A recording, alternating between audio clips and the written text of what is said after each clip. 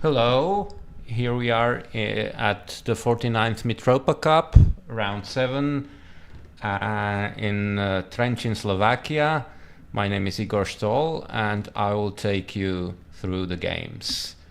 We will start with the men's section and the match Czech Republic against Switzerland. We'll gradually go through the games, starting with board 1. We have the Catalan opening. Let's go through the first moves. All this is standard. Finek with white is playing the Catalan. It belongs to his repertoire for already a couple of years. And his opponent, Sebastian Bogner, plays the closed Catalan. I mean, at this moment, Black has a choice. He can take on c4, which is played somewhat more often. c6 is solid, but slightly more passive, let's say. Knight c3, a5. So Black has to do something with his c8 bishop, and he fianchettos the bishop to get it into the game, hitting the c4 pawn. White doesn't need to protect the pawn immediately, because after taking twice on c4, White has the knight sortie. White can jump with the knight to e5. Black protects the e5 square. Rook e1, preparing e4, and the idea is also that if Black takes on c4 twice, then White has knight d2, winning the c6 pawn. So Black is going to wait for White to play e4. So Black's playing a waiting game, rook e8, and the White proceeds with h4. In principle, a useful move, winning some space on the king side, making some luft for White's king in the possible middle game, and Black reacts with h6. So this is the current position, complex position. White is maybe slightly better, but there is still a whole game ahead of us. This is after 12 moves. So White can protect his c4 pawn, try to get in the e4 push, play something like knight d2. It's possible, followed by e4. But if he has an advantage, it's still only rather slight and small. Okay, let's go on to game number 2. Here we have Peng with White playing against Vikok, and they played the Queen's Gambit. Queen's Gambit declined. I'll just check something.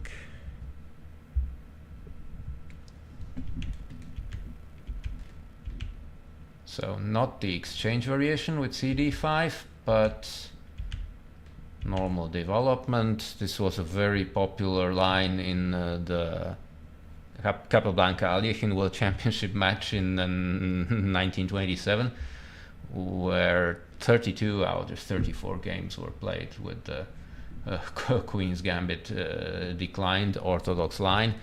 It's popular even now, but not to such an extent. h6, and Black played b6, which is a solid system. Another solid system was introduced by Lasker. This is knight e4. There's also a possible move, b6. These are the two main moves. The older move is knight b to d7, which is also returning into the vogue recently. Rook c1, bishop b7, and now White exchanged his bishop to take on d5, and once Black has already developed his bishop to b7, now he doesn't really want to exchange the bishop. This would weaken his light squares, so he takes with the pawn, but the pawn on d5 limits Black's bishop on b7, and White proceeded with bishop d3. I think Black can well play c5 now. Somehow I feel that's the standard move. Instead of bishop d3, White often plays also b4 to somehow at least slow down c5 or prevent it outright. Well, c5 is an okay move, and Black should be able to equalize. I mean, he's already, he's not behind in development. The following moves may be knight d7 or knight a6, knight c7. And his two bishops, once the game opens up, his two bishops can have potential. Okay, so here the fight is ahead. Let's look at what happened in Nemeth against Benziger. They played the King's Indian attack. Let's go through the moves from the beginning. No Catalan this time, although the first few moves Nemeth plays like Finek, but now he doesn't play c4, he doesn't play d4, he played d3. So white is going for the e4 advance. He puts his knight to d2 and wants to expand in the center and then potentially to create attacking chances on the king's side. And black reacts on the opposite flank. Now he advances the a pawn, and he wants to advance the pawn even further. Actually, possibly white should prevent this with a4. White ignored it for a while, and black didn't need any invitation to move the pawn further. c5. Now Benziger played an interesting plan. He played rook a6, which looks sort of strange, but black doesn't want to play the standard game, the queenside counterattack with b5, b4. He wants to break through in the center, and after h4, he won't give white a free hand to develop some kingside initiative with knight h2, then the bishop goes to f4, g5, or knight goes to g4, the h pawn advances to h5, possibly even h6 if black doesn't prevent it by playing h6 himself. Black goes for a counterattack in the center, f6. He takes f6, knight takes f6. Okay, the e6 pawn is backwards, it's vulnerable, but on the other hand, black has free piece play. His pieces are active, and it's not so simple to directly attack the pawn. Knight h2, and black played bishop d6. And now white was starting to feel the pressure somehow, so he advances. He wants to. Black has a central advantage. White wants to challenge this with c4. Nevertheless, here, after an exchange on c4, black can play e5. This would be suspect if white would have good control of the e4 square. But this is not the case. Here his knight is not on d2, it's not on e4, it's on h2, f3. Slightly passive, so dc4, and black can play e5, and then black's knight comes to d4. And suddenly the rook on a6 starts to play, the knight from d4, it may go to b3 at some point. I think black is slightly better here. Black is on top. Okay, it's still a struggle, still it's a complex game, but black has mastered the opening well here. So let's go on to board 4. This is a French defense. Knight d2 line. So let's start. Korman is playing with white, Micha is black, and now in the past black used to take with the e pawn, and this allows the creation of an isolated pawn on d5. Korchnoi played it against Karpov in their matches in 1974 and 1978. Well, he didn't lose a single game, even against great technician Karpov, but he had to defend a few difficult positions. Nowadays, queen takes d5 is more popular. Black doesn't want to create a pawn weakness, and he strives for active piece play. The queen on d5 is exposed, yes, but this is not the Scandinavian defense. There is no knight c3 or something, so the queen complicates white's development. I mean, he can't play bishop c4 because the g2 pawn is hanging. Well, the standard move is knight f3, now cd4, bishop c4, and queen d7. This is nowadays popular. Earlier they used to go to d6, and after castles, already black has to reckon with knight e4. The queen on d7. Anyway, the queen strives to get to c7, which is possibly the best square for the queen. And when it goes to d7, black may have a chance to play b5 and bishop b7 without even moving the queen to c7 first. So castles, knight c6, knight b3. Okay, black is willing to return the pawn. He can't really hold the pawn on d4, and white doesn't want to allow b5 and bishop b7, so he plays a4 first. And the d4 pawn, he's going to capture it in a different fashion. The rook will come to d1, and then white will take with the knight on d4. So this is what happened. Here, a more usual move is e5. e5, knight d4, then rook d4, queen e7, with a complicated struggle. I don't know if this is so good. Queen c7. Okay, this is what happened. Rook takes d4. Now black played h6, this is suspect, I must say. b3. This is consistent, and the problem is that white's idea is now to play rook takes at some point, maybe even immediately. Rook takes d6 and knight and bishop a3, preventing castling. So black did castle immediately, and white already sacrificed the piece. And this is very dangerous. This is extremely dangerous. The point is that after g takes h6, white plays queen d2. This is a double attack, attacking both the bishop on d6 and the h6 pawn. After bishop e5, I can play rook h4, bishop takes a1, queen takes h6 with a mating attack. So here it's difficult to see. Here black has big problems defending his king side. Here he's in huge trouble after bishop takes h6. So here the tactics seem to work for white, and black is in trouble. Okay, let's pass on to the match France-Slovenia.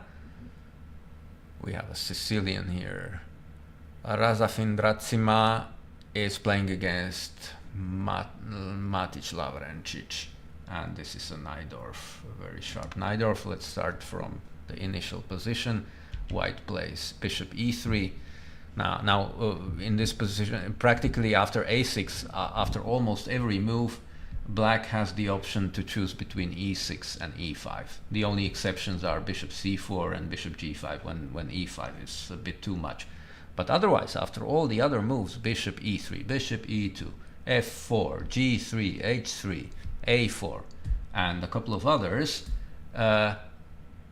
black usually opts for the more active, double-edged but active e5 over the Scheveningen setup with e6. And even here, I used to play Najdorf during my career. I liked the Scheveningen positions and played e6, but I'm sort of afraid to do so now. I also have switched to the Najdorf.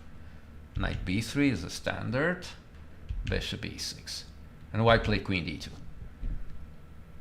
Oh, this is if white starts with f3 with the idea g4, this is a so-called English attack. Okay, after f3, black can allow g4 or can prevent it with h5. Both moves are playable. Here white also wants to expand with his pawns on the king side, but it's also connected with a different idea. At some point white might play f4, f2, f4, so he doesn't want to lose time to play f3 first. After a few normal moves, now white played h3. This is a different system. Castles, g4.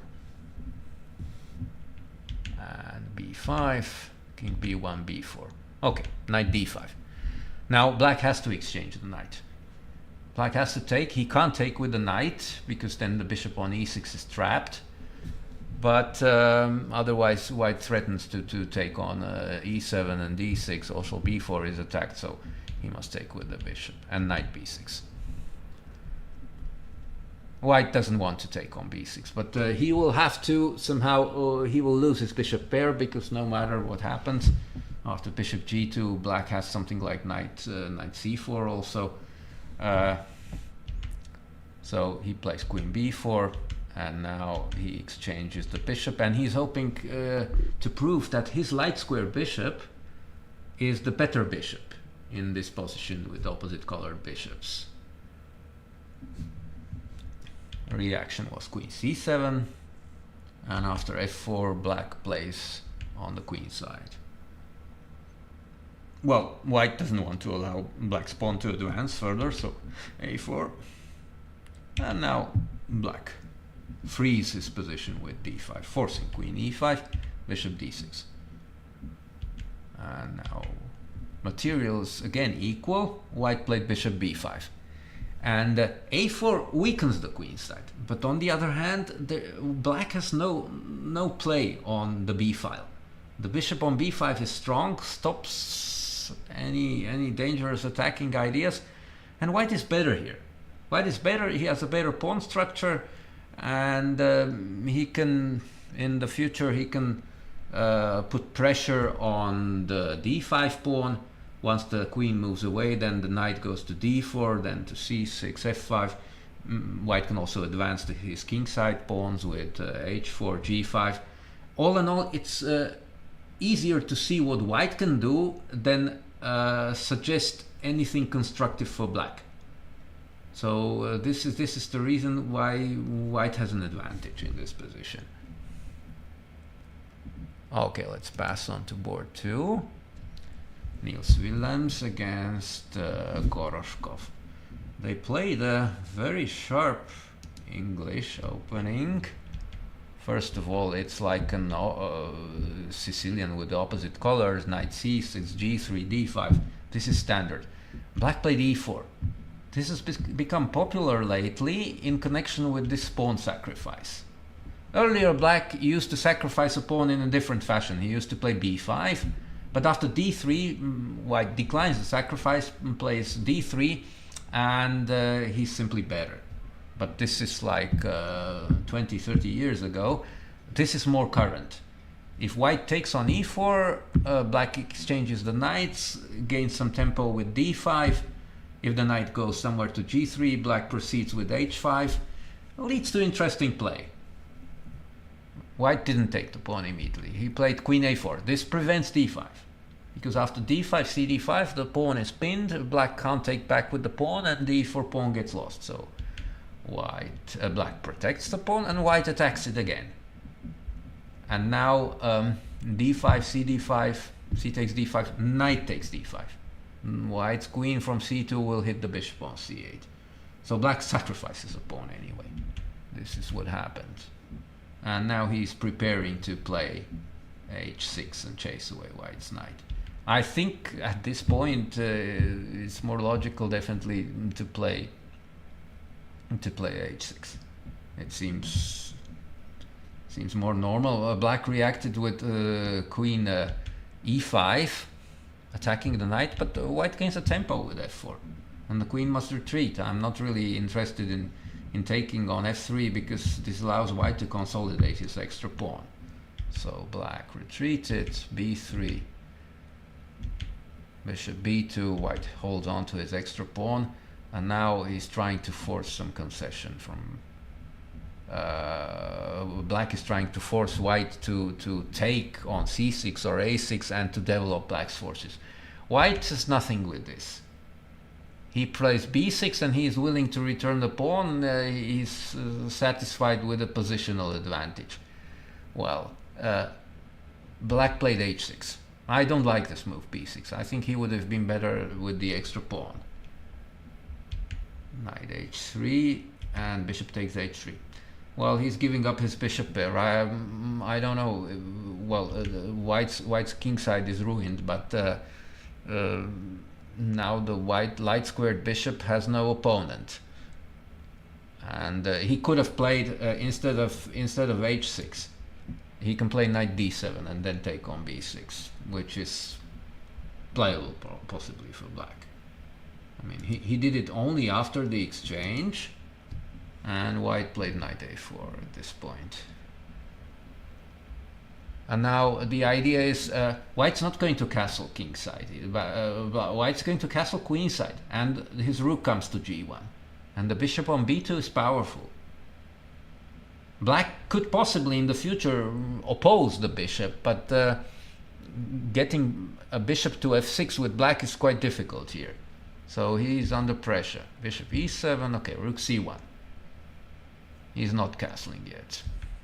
Rook c8, queen c3. Castles. And now white can play queen a5, protecting his pawn on b6 and attacking. This is actually what happened. Queen a5 already happened. Black, well, knight b8 is ugly, so black doesn't have anything more constructive than playing rook a8 back, and white then proceeds with rook g1. I mean, white's king will be safe even on e1, or if the time comes, he can go king f2, g2, h1. There is no real way for white to for black to threaten white's king, and he's a pawn down for not really any interesting compensation. So white is definitely on top here.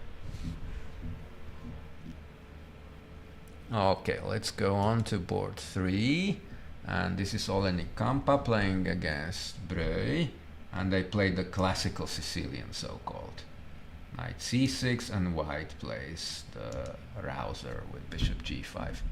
This is the sharpest, most complex, and most dangerous system for black. e6, queen d3. This is certainly not typical. The main move here is definitely queen d2. But also queen d3 is rather dangerous. I think black should now proceed with his development. Bishop e7 followed by castling is probably better than what happened in the game, because now white opened up the game. Queen c7, queen g3, and the idea is at some point to play maybe even bishop f4, rook b8. Okay, white now doubled black's pawns and played bishop e3. This is bishop c4, I'm sorry. This is maybe not ideal. Let's move it a bit back.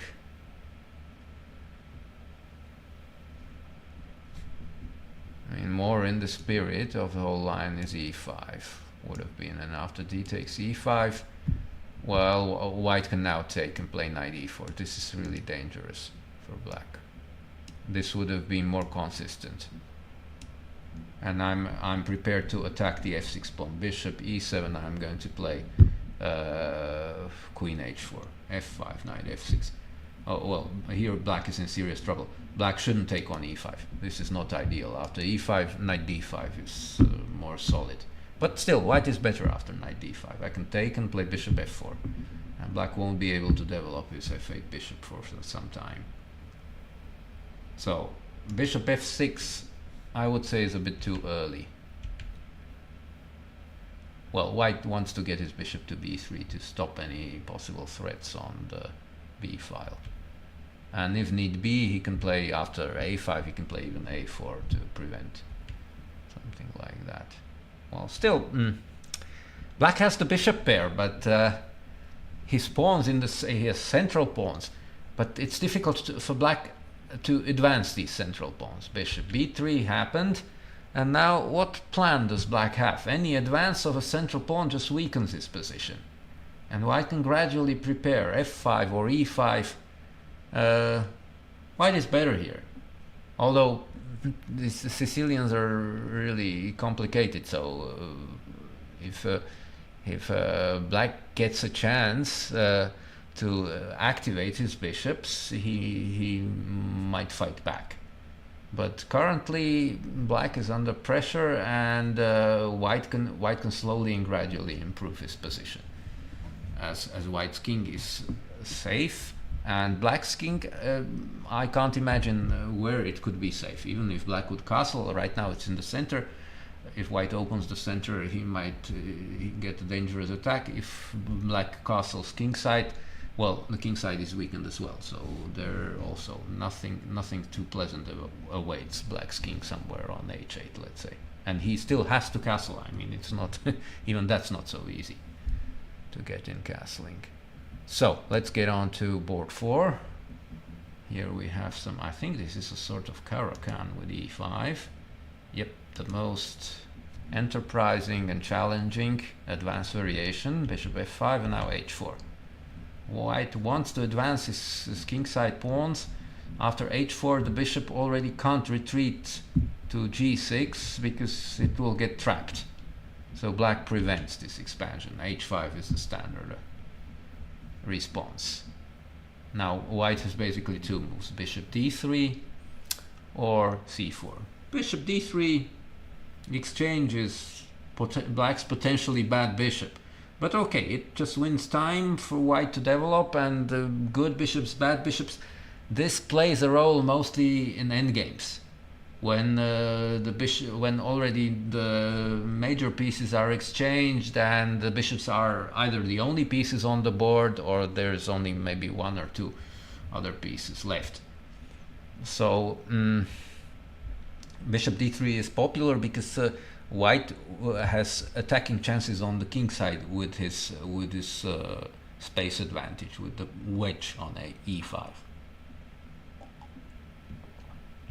White played a different move. He plays c4, and the idea is if black takes on c4, okay, then I have a backward pawn on d4, and black has the d5 square, but white has the e4 square potentially, and more space. So mostly black doesn't take. He played e6, and now after knight c3, I don't think d takes c4 is absolutely ideal. I would prefer development. Knight d7, knight d7. This is the way they usually play the line.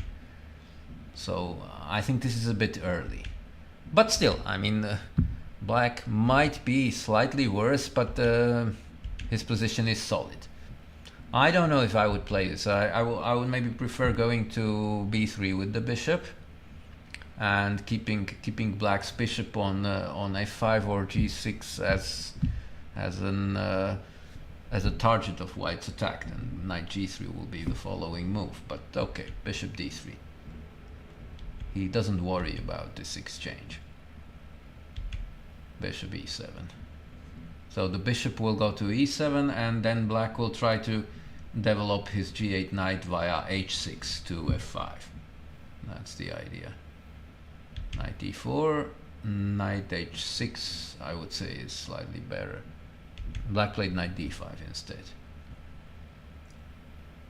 And here white could have considered a move like queen g3. Queen g3 of course attacks the g7 pawn, and then white can proceed with let's say bishop g5 once he exchanges the second pair of bishops. White's knight is ready to land on d6, and even after queen g3 he can play knight d6 even immediately. So this queen g3 looks very promising for white. Instead he played he castled knight h6, and now queen g3 is already knight f5, so it doesn't make much sense. So knight g3, I'm attacking the h5 pawn. Black is willing to sacrifice it with queen d7. He is not too thrilled about g6. g6, bishop g5. Once again, the weaknesses on the dark squares. Maybe knight f5 is a possibility, but also this doubling of the pawns, this may lead to some problems. So black played queen d7. After knight h5, he is prepared to castle queenside, and the open h5 or play knight f5 and win the pawn back immediately. Knight f5 is even stronger. What happened is bishop g5, and now f6. Well, this is a sharp position. With f6, it's pretty sure that black is not going to castle kingside. He's going to castle queenside, and he will try to develop some play on against white's king. White will try to do the same on the queen side. So bishop d2, castles b4, castles queenside, b4, complex position. White can sacrifice some pawn to open the files on the queen side, but it's an open question. I mean, this is a sharp position. So we'll move on to the match Slovakia against Germany, and here we have already one game which is finished. This game between Doyer and Pechach. Well, Doyer with white, he used white pieces to play some solid line.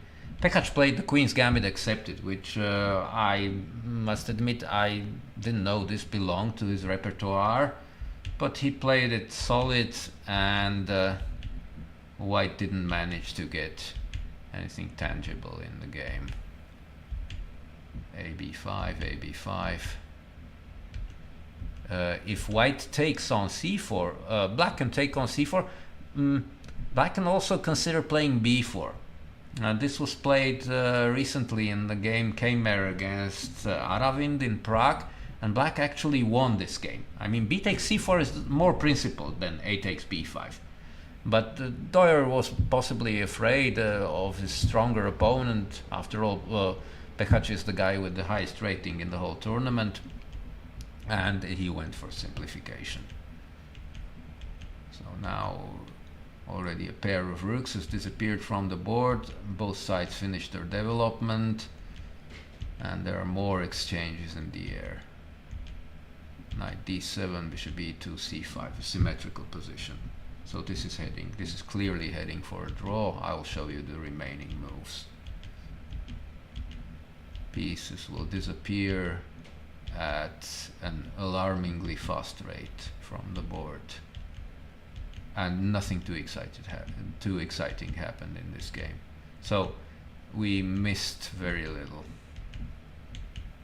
In the Mitropa Cup, you can agree a draw only after black's 30th move. I mean, in other events, probably the players would agree a draw maybe 10-12 moves earlier. Here they played the minimum required moves, and at this point the game was agreed a draw. So Slovakia saved one game with black, and in the remaining 3 games is 2 white, which the players will try somehow to profit from. On board 2 we have Neugebauer against Köhle. Neugebauer is a piece up, as I see, but the position remains complex. A Sicilian, a Rossolimo Sicilian, not the open Sicilian.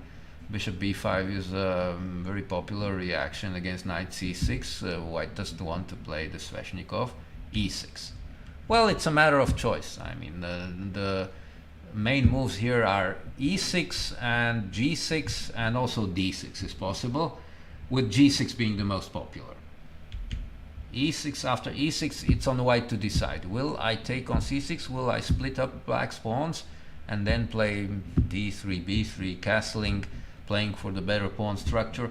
Or will I proceed with my development? Well, Neugebauer proceeded with his development, and black played knight e7, and now black is ready to take back on c6 with his knight, of course, not allowing the disruption of the pawn structure. Rook e1. I don't know too much about the theory of this line. I suspect that a6 is a normal move, or maybe after which white, one of the points of rook e1 is that white can, after a6, retreat with the bishop to f1. Köhle played knight d4. Okay, that's quite interesting, leaving the bishop on b5, and this allows black to win a tempo. Bishop goes to f1, and black protects his outpost. He's not willing to exchange immediately. This makes life easier for white. I can take with the knight, I can take with the d pawn. So simple. a4. And black played bishop d6. Not very typical. I mean, usually you say you shouldn't develop a minor piece in front of a central pawn. But the bishop is active here. It aims on h2. And of course I can move it away in one move. I will play bishop b8 or bishop c7, and then I can proceed with my development. What happened is knight a3, castles, b4. White is... I'm not too thrilled about this. This is not doing too much for development, and allows black a free hand, and black uses it to grab the initiative on the king side. E takes f5, rook takes f5. Already there are some threats with the bishop h2, queen h4, rook h5 or something like that. What happened is bishop c4, but this provokes black. Black sacrificed a piece. I already mentioned he's a piece down in the position we are entering the game at. But he's got here two central pawns. White has a lag in development, so the position is pretty dangerous. g3, queen f6. Well, I'm not really too thrilled to give the f2 pawn. This is in fact not possible. d5, knight e5. Well, the threat is clear. Knight f3, and then queen goes to the h file and white gets mated. So white has no time to take the rook. Well, he can play either bishop g2. Let me see, does black have anything better here? After queen e2.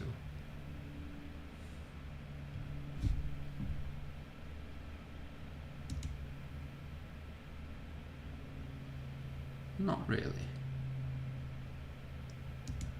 Okay, let's proceed with knight b6, knight e5. Bishop h3 might be playable. What happened is bishop g2. And black played d3. And now it's getting dangerous. Well, queen e3 can be knight g4. This is suicide, I guess. So queen f1, then queen h6. This hasn't happened yet. We have the position after d3. And if you take, let's say white is greedy and takes the rook, knight g4, threatening mate on h2 and hitting the f2 pawn. So black has a dangerous attack here. Black has definitely a dangerous attack. After queen f1, queen h6, probably he has to play something like bishop h3, but it's definitely promising for black. So here the white pieces haven't been bringing the Slovaks too much luck until now. Well, let's look at board 3, where Ermich is playing against Samir Sahidi. This is the Caro-Kann defense. Complex line. d3. Okay, white, this is a recent idea. One can compare it with the two knights line, with knight c3, knight f3. But the knight, after in the knight c3, knight f3 line, black plays bishop g4, h3, takes on f3. Knight is not too well placed on c3. It would be better placed on d2. So now if black plays bishop g4, white can play knight bd2 or h3, bishop f3, queen f3, and the knight will come to d2. It will come to the better square. But the drawback is obvious. Black can take on e4 and simplify the position. Go into a middle game without queens, with a symmetrical structure. It's quite tricky still. White can play for an advantage. Black has to know quite a lot about the resulting position after d, e, queen d1, king d1 to hold the balance. In any case, Sahidi wasn't interested. He wanted to go for a full-blooded fight, keeps the queens on the board. And now black can play e5. Bishop g4, d4. And we have a sort of modern defense, something like that. e6. Now bishop g7 doesn't make so much sense, but still, this should be advantageous for white. Now black will be forced to exchange the bishop, otherwise he loses it. White has the bishop pair and has a solid center, so he has a promising position, definitely. He simply castled. Maybe h4 was also promising to force some weakening on the king side. Knight c6. Bishop e3 is solid. White played rook b1 instead. Still, it doesn't change the situation too much. I mean, white's chances for a kingside attack are higher than black's chances on the queen side. b5. Okay, white tries to blockade first. So now if black plays something like a5, also a4 is dangerous. a5, a4 position may open up. But I can also play a3 possibly. Well, Sahidi opened the game, but this is a pleasant position for white. White is better here. Queen e2, then bishop d3, bishop d2, then maybe advance with the kingside pawns, h4. And black, once black will be somehow forced, okay, he doesn't want to castle because then his king on g8, h8 becomes a real target. But what to do? Even in the bishop on g7 is actually on a closed diagonal, so here white's definitely the one for choice. He has a strategic advantage here. And on the last board we have again a Caro-Kann, and this time the Slovak player Haring is white against Schuricht, and this is the same line actually. On boards 2 and 4 they played the same line.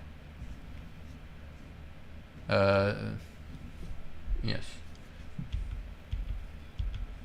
h4, h5. Well, we had this position already with c4 in the other match. It was not in the Slovakian match. And after e6, knight f3. Well, the standard move is queen a5 check followed by queen a6. Actually, here more popular instead of e6 is queen a5 check immediately. And then playing queen e6 and trying to force some concession from white. I mean that white doesn't develop his bishop to g5.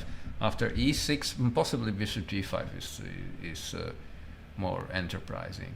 But okay, knight f3, queen b6, castles, knight e7. Black proceeds with his development.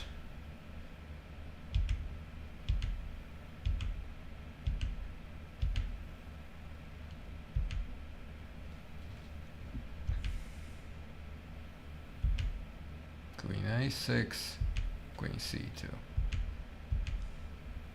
Well, white has more space, but it's not so easy to break through.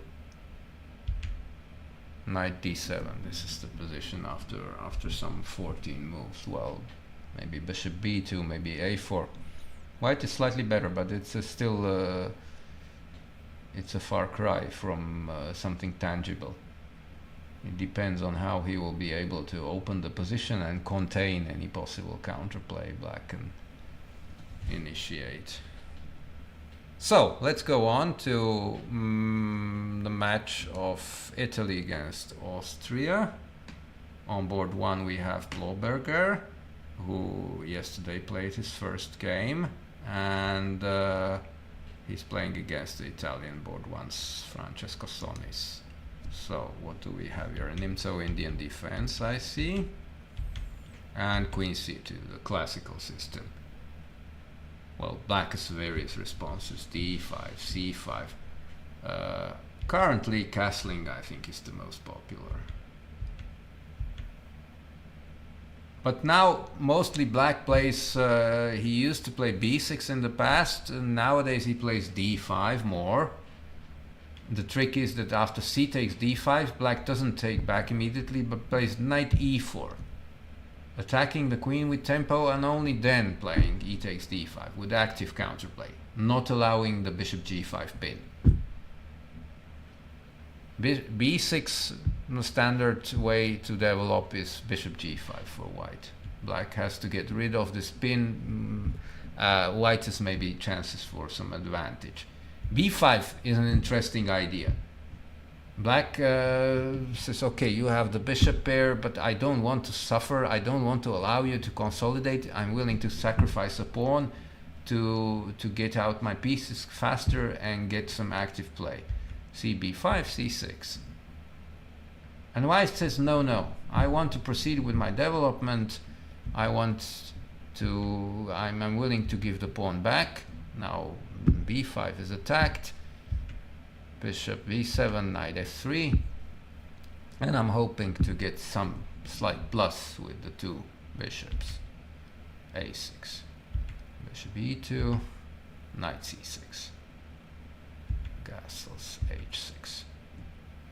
Well, the thing is, if white plays bishop h4, retaining the pin, then black will play g5. And the knight sacrifice on g5 is probably dubious. Bishop g3, knight e4, he can get some active play. He was probably worried about this, so he decided, no, it's enough for me, I don't need the bishop pair. Black has weakened his queen side, I'm going to play on the queen side, and it's enough for me to have some play, some queen side play, a4. Well, it's an open question. Black probably can take on a4 and then play a5. Yes, the a5 pawn will be weak, but so will be the b2 pawn, because black will occupy the b file. So this seems better actually than b4. Now I think white is slightly better, because he has no activity on the queen side, and there are some weak squares, c4, d6 possibly. Next move will be either queen d6 or knight d2, knight c4, something like that. So here black has to defend. Black is slightly worse here. Okay, on board 2 we have Luca Moroni playing against Bajdetsky. And Bajdetsky is not doing too well in this tournament. He lost yesterday, he lost a couple of games in the previous rounds. But right now it seems that he has a good position, so let's see what happened here. White is playing some sort of Reti opening, but not with g3, but with e3 and b3. And he is in no hurry to move his d pawn. Well, black proceeds with his development, and white gets out his pieces. He doesn't want, he postpones occupying the center with the d pawn. c2, c6. Oh, black can maybe react even more actively with c5, perhaps. But okay, c6 happened. And now knight c3, knight bd7. And white played a move which looks shocking at first sight, rook g1. White wants to play on the king side. He's preparing g4, g5.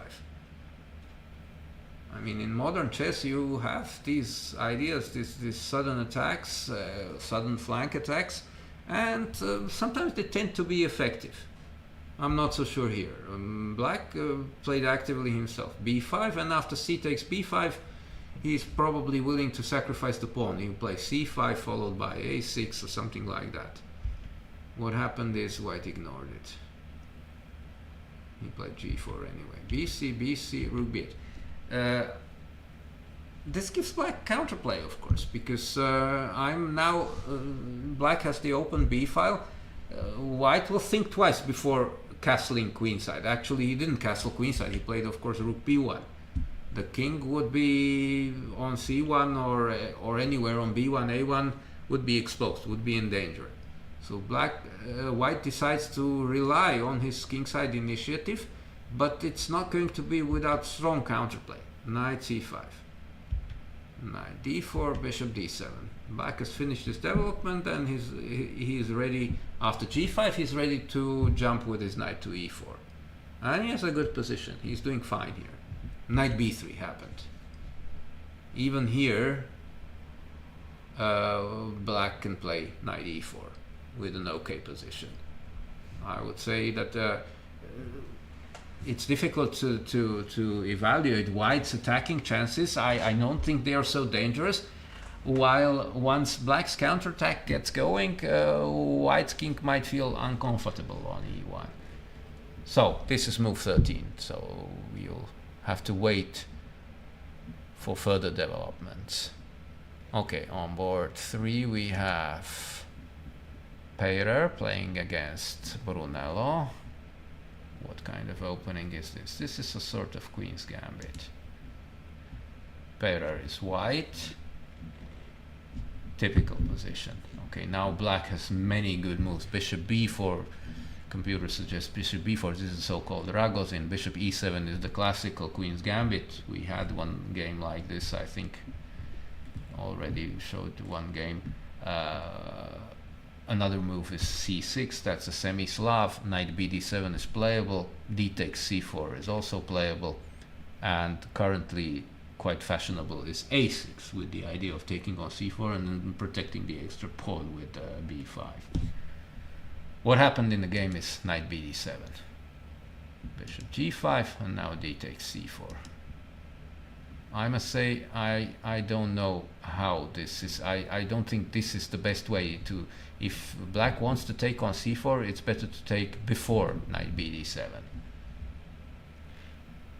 e4, and now h6.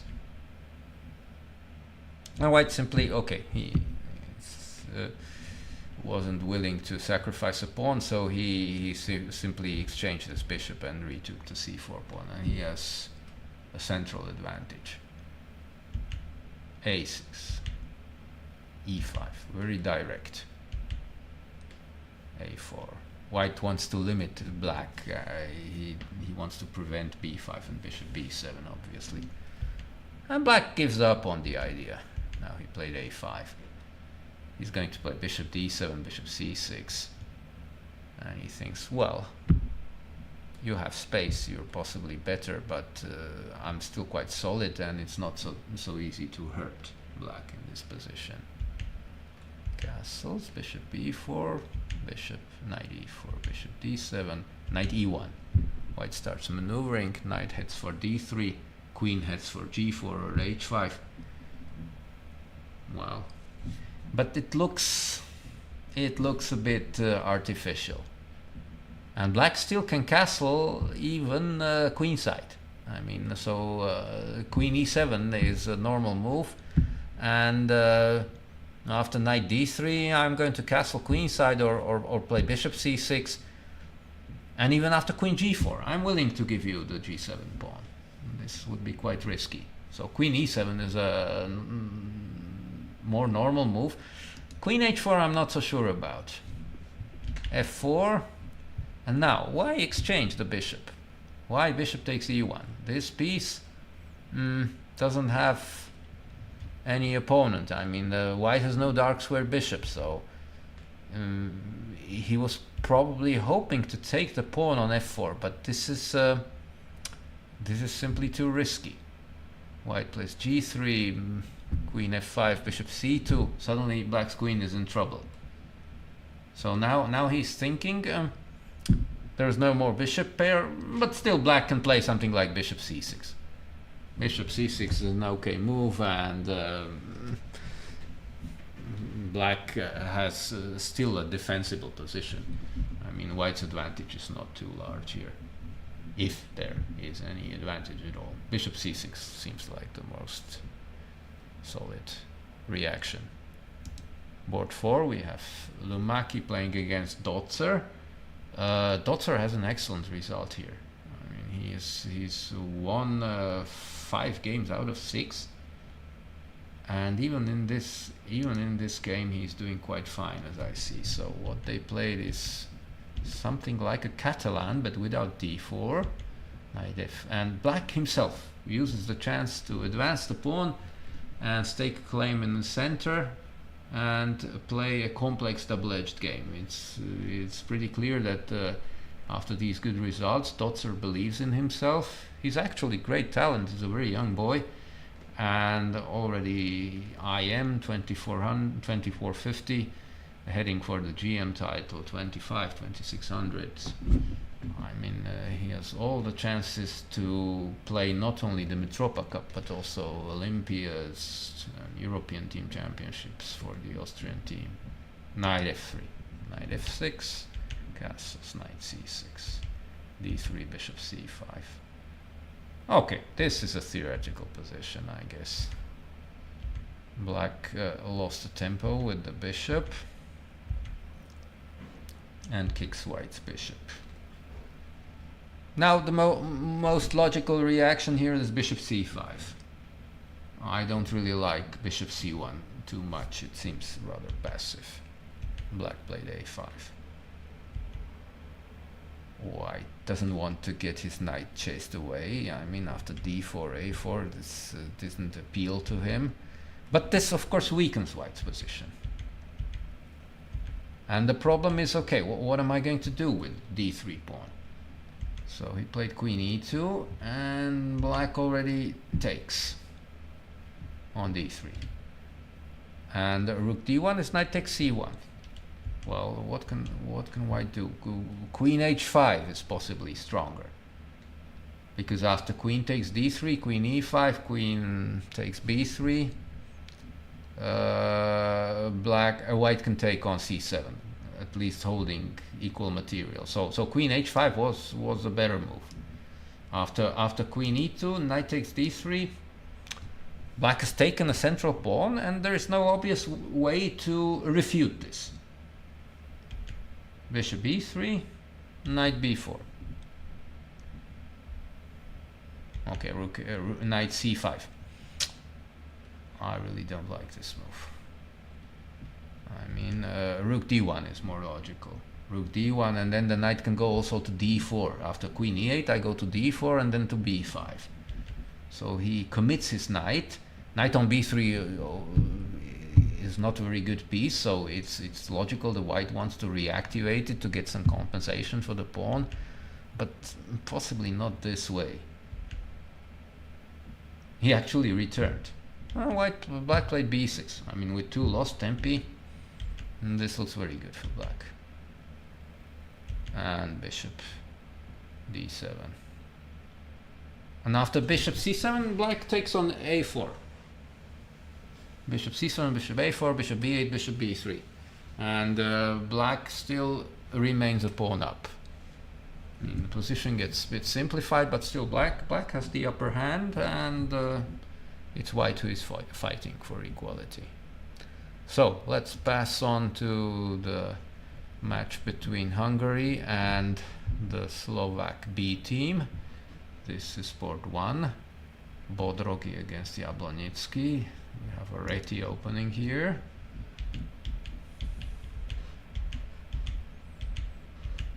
Let's go quickly through the moves.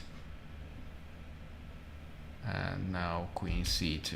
White doesn't want to exchange queens and wants to use the position of the exposed queen to attack it with the following bishop e3 move. Knight d7, cd5, cd5, bishop e3, knight c3, rook c8, bishop e3. Still, it doesn't seem so tremendous, but the problem is that white has no pawn on d4, so he can use the d4 square for his own pieces. Now, or bishop c5 is knight a4. This is looks just bad. I have to retreat. White plays queen b3. And now actually he quickly won a pawn. How did this get about? Knight d4. Okay, black of course retreats the bishop. Doesn't want to get his pawn structure disrupted. Rook fc1, threatening b4. King d8, knight e5. It's pretty obvious white has the initiative here. Black is struggling. Must defend. His pieces are undeveloped. And white now wins some material, because now black has weaknesses. c6, a6. The c6 pawn will drop shortly.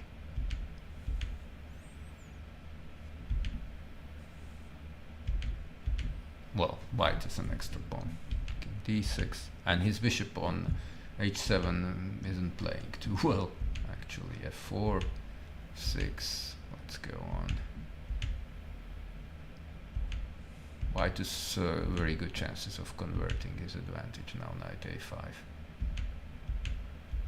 bishop d7. This is the position. Well, white can reactivate his knight, knight b7, and the knight returns then to c5. Or first I play a5 and then knight c5. Extra pawn, excellent winning chances for white. So here it's not going too well. Let's see what's on board 2. Stevik is playing with white. And here we also have some ready opening, but of a different type. Stevik against Pastor. E3. B3. So white fianchettos his C1 bishop. We've seen Moroni do this against Baidetsky, but that was a different situation. There, Black's bishop stayed on C8. Black played E6 before developing his bishop. So this is quite normal for Black. Black is very solid here. D4 finally, and Black simply plays a Slav setup. He has developed the otherwise problematic bishop from C8 to F5, so it's outside the pawn chain, it's quite active. And he can connect his rooks, Queen E7. And this looks very much okay for Black. B4, D takes C4. Okay, now after bishop takes C4, Black plays E5, and his play in the center, he's doing fine. B4 is a rather optimistic move, which slightly even weakens White's queen side. But Stevik had a different idea. He played knight D2, and the idea is I want to take on C4 with the knight, but I'm also threatening E4, E5. But Black sacrifices the piece for 3 pawns, and Black's pawns are pretty dangerous here. This is what happened. Knight F3. Now he could have flicked in rook D8 and then only bishop D6. I don't know if bishop D6 is the strongest, but Black has 3 pawns and White's pieces don't have any secure outposts. And Black can play on the queen side with A5, and he can also advance with the E pawn. So this position looks actually good for Black. Rook D1, A5. And this is the current position we have here. So the extra piece doesn't bring White happiness. In all, Black has 3 pawns for the piece, which is sufficient compensation, and his pieces are more active. So Black is pushing here. And on the last board we have a game which already finished, and Slovakia won this game, so let's check it. Aaron Pastis was white against Lukáš Bango, and they played the Dragon Sicilian, the Marozzi line. Okay, now there's a lot of theory about knight F6, knight C3, now knight G4 or D6, bishop E2, bishop D7, etc, etc. Queen B6 is a move which White has been playing recently. It's actually quite interesting. It tries to force some concession till White has consolidated his setup. I don't know about knight B5. I think maybe knight B5 is more promising than what happened. Knight B3, queen returns. And White is not interested in repeating moves on moves 6 or 7. He wants to play for an advantage. So queen D2, knight F6. But the knight is on B3. I mean, knight on B3 is not so ideally placed. Sometimes the C4 pawn may lack protection. White would like to protect it directly with B3, but it won't be possible. F3, castles, knight C3, D6. Okay, this is still all pretty normal. A5, knight A4, trying to profit from the weakness Black has created. It prevents A4, and White's knight hits for B6. Black protects B6 square. And now White could have tried to use the absence of Black's knight to advance on the king side, to play something like H4. White hasn't castled yet, so White might well even go for a kingside pawn storm, even castling queenside. I mean, right now, castling queenside, then king b1, and then preparing an attack.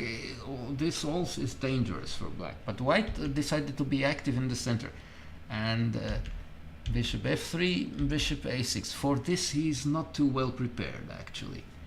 because the king is in the center and his rooks are not connected, and white's knight on a4, okay, it stops some queenside play, but otherwise in the center it's missed in the center.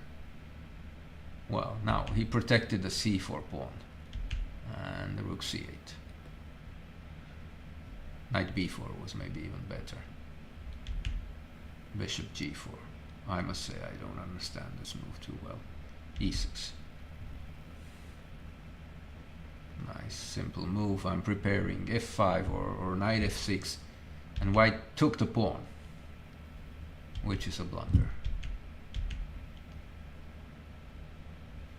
Now after queen takes d7, rook d8, white's queen is trapped, and otherwise white is just a piece down. So this is maybe the most serious blunder that I've seen here in the Mitropa Cup.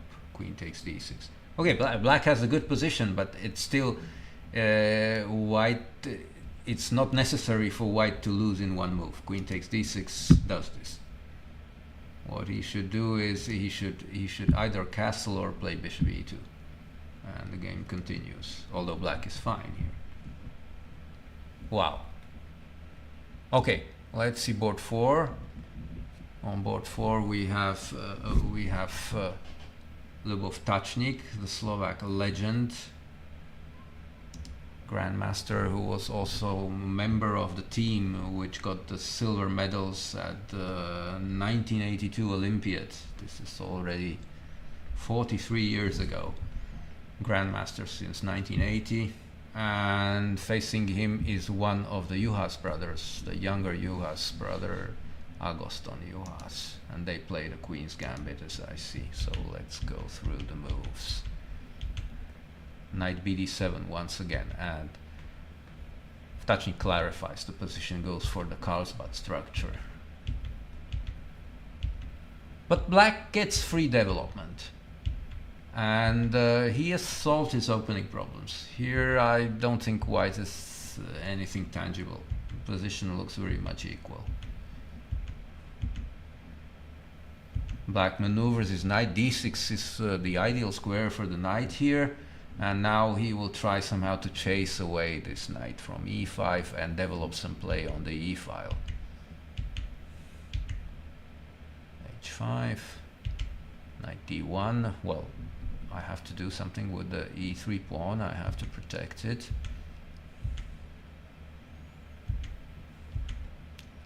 Queen d7, bishop d3, and black played rook e7.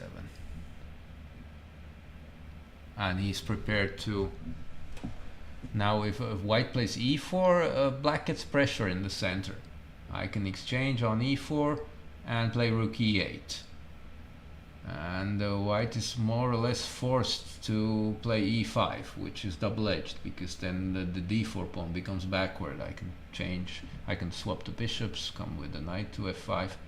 Black is doing fine here. White actually didn't play e4, he just keeps the status quo. And now black can play rook e8, rook e1, and then take on d3 with a solid position. If anybody is better here, it's slightly more comfortable for black, because it's not so easy to see what white's objective here is, and black has some pressure on the king side, pressure on the e file, and he's got a slightly more active position. So this was the men's event, and we'll switch to the ladies.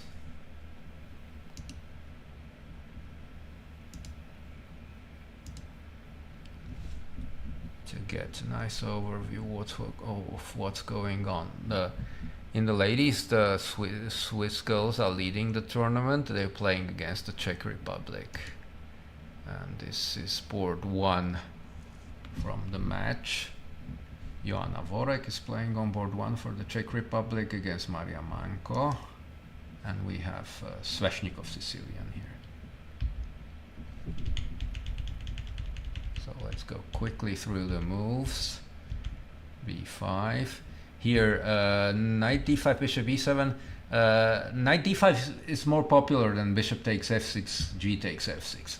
Although there black's pawn structure is even more disrupted, black has dynamic counterplay. Vorek opted for a line which leads to more closed position. I mean, it also limits white's bishop on f1, but it's not so easy for black to get the typical dynamic play here. a5, g3, and I didn't like what Manko did here actually. h4, h5. Well, bishop g5 seems more logical, definitely, to put the bishop on the more active diagonal. Queen d3. Okay, bishop e6. Black doesn't want to exchange the bishops, but on the other hand is happy for white to take on e6, and then he loses control of the d5 square. But white keeps the tension simply. King f1, stopping any ideas with b3, and the king goes to g2. Now takes, rook d1. White is better here, because the exchange of the light squared bishops after taking on e4, bishop e6, queen e4, well, black's bishop on g7 is just too passive. And the h-file is open, this potential danger. She tries to run away from the king side. Knight e3, king e7. And now she returned back. I don't know if white wants to repeat moves now. Well, white is better still. So repeating moves would be somehow a bit cowardly in this position. White can try to improve the position. She can go with the other knight to e3 and try to apply more pressure on black's position. Okay, board 2. Hryzlova, who has an excellent result up till now. She has drawn only 2 games out of 6. I think she has 5 points out of 6, if I'm not mistaken. And she's playing against Rybachkova, a young Czech player. Queen's Gambit. So let's go on with the moves. Bishop f4 is a popular system nowadays. e3, c5. This is the main line. a3, and black played bishop e7. Well, knight c6 is the typical move here. Why bishop e7? Well, white has a chance to play b4, gaining a tempo, but I would prefer developing pieces, definitely. cd, ed, creating an isolated pawn. White is slightly better here.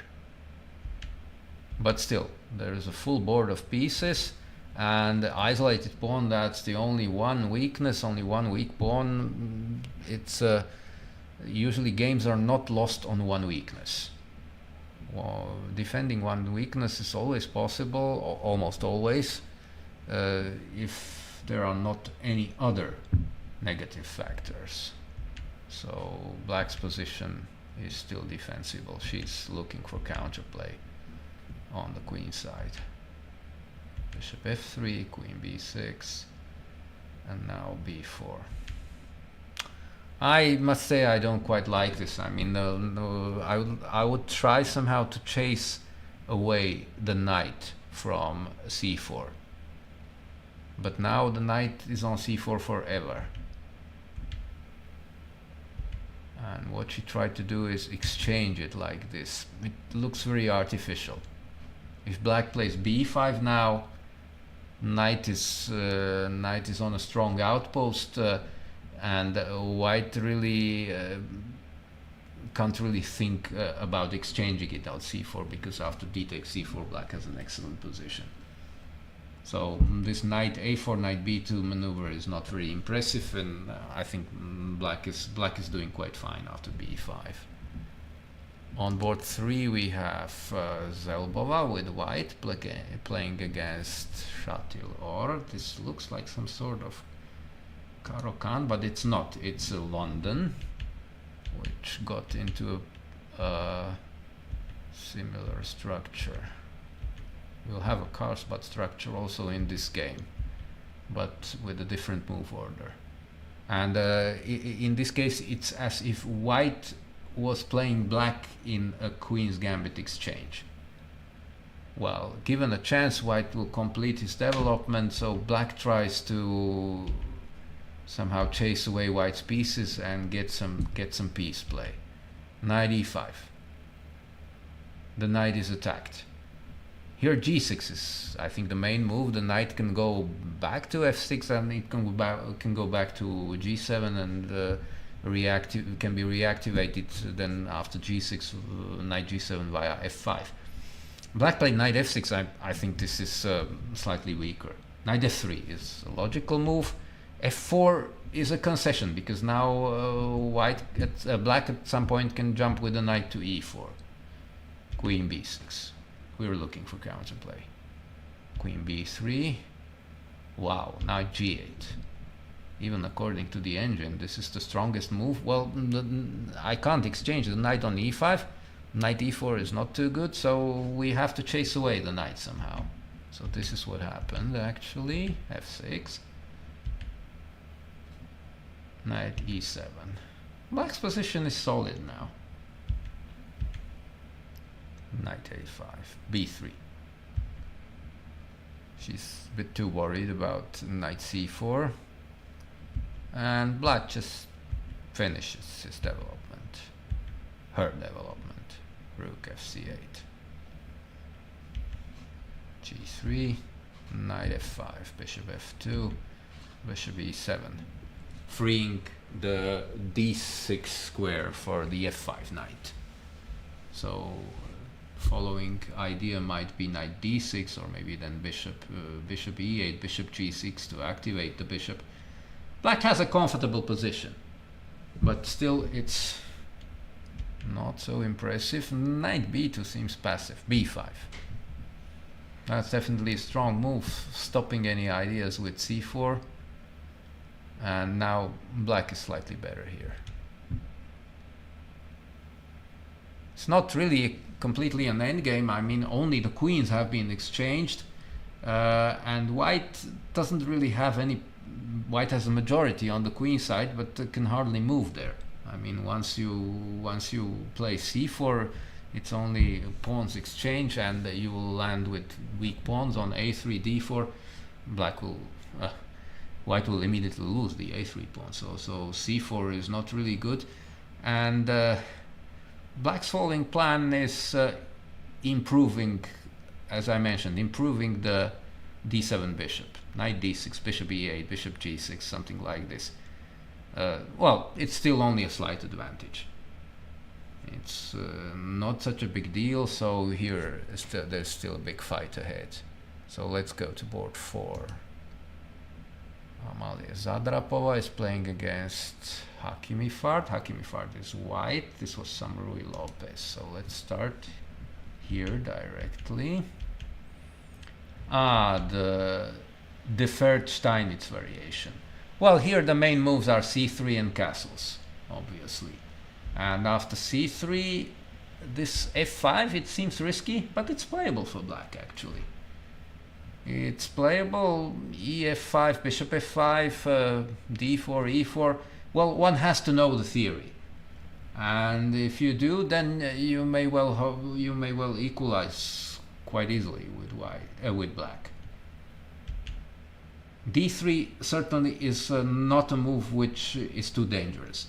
This is not really principled. Principled is taking on f5 and then playing either d4 or castling bishop d3, rook e1, etc., etc. This is theory. d3 is like a move, well, I don't know the line, so I just want to play chess and we will see. But black is fine here for the time being. b5. I don't know about b5. I mean, why does black proceed with development? Bishop e7 and then simply castle.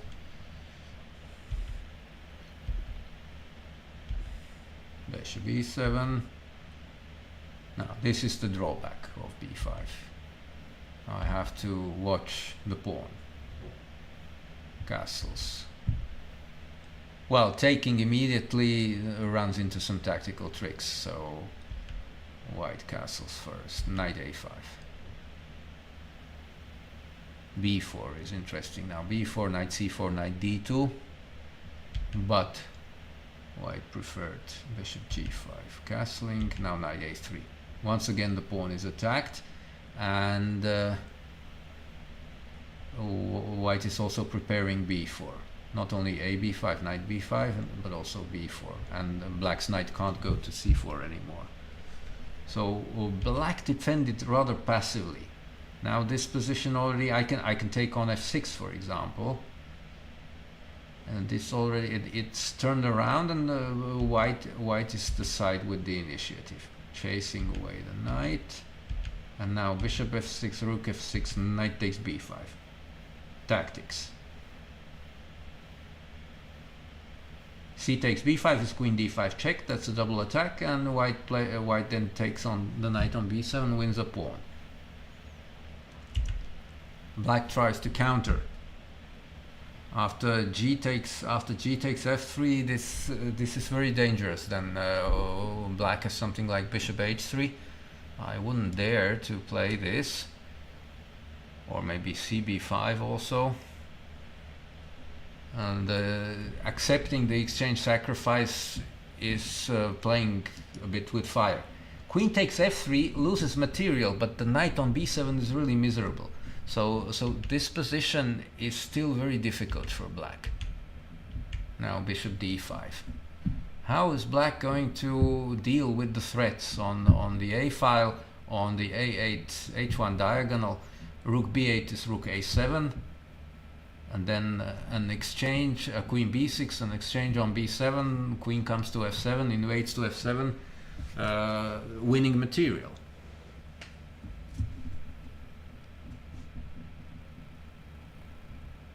So this is a dangerous line. Here rook b8 happened. Okay, rook a7, I'm pretty sure this is going to happen.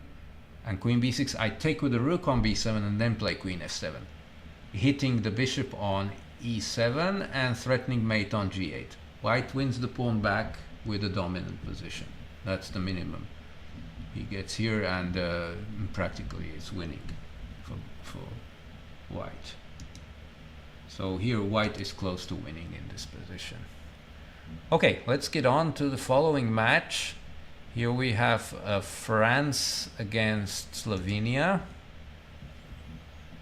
On board 1, France missed out their first board, Negre, and Montper is playing on board 1 with black against Caesar. Caesar, Montper, and playing a Queen's Gambit. Semi-Slav or Stonewall. Bishop d6, castles, Queen f6. Here the standard way to play this for white is to play b3 and bishop a3 to exchange this dark squared bishop, which might become a dangerous attacking piece. And this is actually what Caesar did. She played b3. Knight d7, takes, black castled, b4. Developing an initiative on the queen side. Now taking with the c pawn allows some invasion. Queen c6 could be dangerous. In any case, she preferred taking with the other pawn. Now the c6 pawn is vulnerable. But white has to reposition her knight, because b5, c5 is not really ideal. Now still white is slightly better here. a3, queen d6, queen b3, takes, rook a7, knight c3,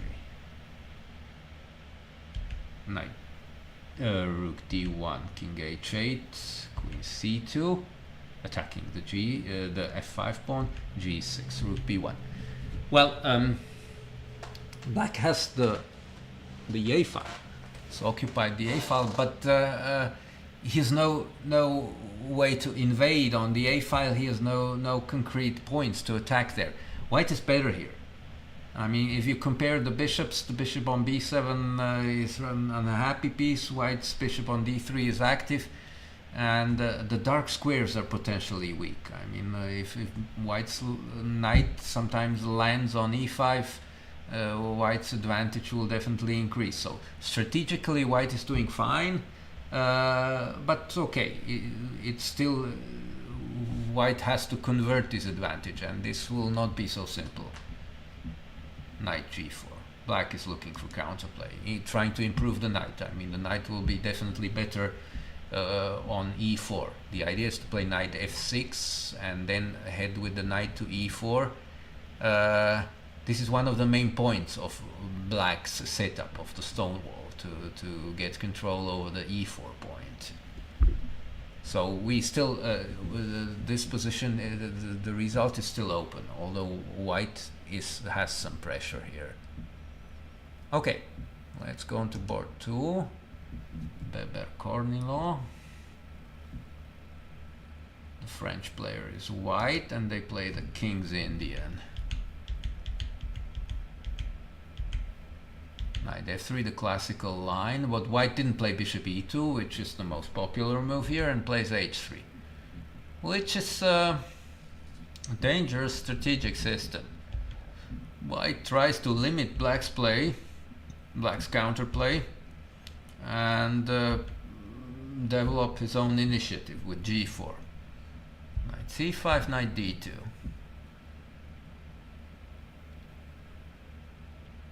And Black has less space. This is why it's difficult to play the King's Indian and even this line. I mean, the center is blockaded. White can play practically on both flanks. Can play against Black's king and also prepare an advance of the queenside pawns. Both options are possible. Now simply h4, f6. This is extremely passive. This can't really be too good. I mean, h5. White is willing to close the king side. White says, I'm not going to mate you on the king side. You can play g5. After h6, the bishop remains dead on h8. This is unplayable. Rook f7, takes. And now a3. White switches to the queen side logically. Bishop d7. But I would play b4 now. b4 is now the consistent way to proceed. I don't like this bishop e2 too much. If White wants to play on the king side, then queen f3, queen h3 or something like that. Bishop e2, a4. Okay, now it's not so easy to break on the queen side. So queen c2, and she decided to castle. She is concentrating on her king side play once again. Black is looking for counterplay, trying somehow to open the position, but already White has some ideas with f4, g5, so Black tries to blockade, but this doesn't go off so well. f4. I like this. This is a nice move. It sacrifices a pawn, but Black's pieces are extremely passive. G takes f4, I play g5, opening both files. G and H files are open against Black's king, and Black, who lacks space, has a difficult defense. And if you take with the other pawn, he takes f4, then I will sacrifice another pawn. e5, f takes e5, knight comes to e4, attacking c5, attacking g5. White has an excellent position here with this positional sacrifice. So she very energetically offers the sacrifice. Well, White can play even positionally. I mean, I can maneuver my knight to f5, for example. This gives White also a large advantage. But f4 is an attractive move. Juliette, I think, was happy to make the move, and it presents Black with very concrete problems. On board 3, we have Maciek playing against Alfano. This is a sharp variation. The Slovenian player is playing with White, and it's called the so-called Noteboom variation, d takes c4. This doesn't win a pawn. White gets the pawn back, but you'll see what a complicated position will arise in a few moves. a5, b3. we're getting the pawn back. I mean, c takes b3 as bishop takes b5, then queen b3. This is very good for white, but the point is that black plays it like this, gives the pawn back, so that he gets two connected passed pawns on the queen side. For the time being, they're blockaded, but they're potentially dangerous, especially in some endgame situation. And white's trumps are the two bishops and the mobile central pawns. If these pawns can get moving, if he can open the diagonals for the bishops, then he might get an advantage from the opening. But it's all not so simple. Castles. Now I think the main move is something like not bishop e4, but knight e4 actually. Or knight d7, rook e1, knight e4. Preventing physically the pawn to get to e4. White would like to play e4, e5. Bishop e4 is perhaps not the best. But queen e2 also. Queen e2 looks strange because I mean it loses tempo. It's certainly more logical to take and play queen d3 or queen c2 and then put the rook on d1, try to push the d pawn, something like that. It's a sharp position. I would have taken on d3 and then black can play a4 and his pawns get further on the queen side, they become more threatening. Now once again black can play a4, queen c7, and white ignores it. Okay, knight g4, she was worried about knight g4. Now c5 and e5.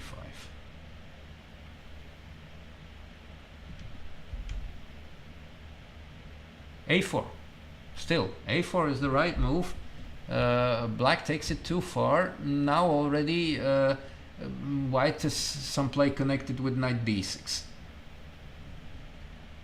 So this means the pawns will advance, but they can be already vulnerable, even on b4 and a3. Taking with the knight, with the bishop, loses the c5 pawn. So we have to play like this. Knight d6, b8, queen b3. Attacks the f6 knight, and now rook e1. So black has blockaded white's central pawns. The knight stands on d5, but it's not so easy to hold the knight there. Queen c6 was probably the best move, and white can play queen a4, blockading black's pawns.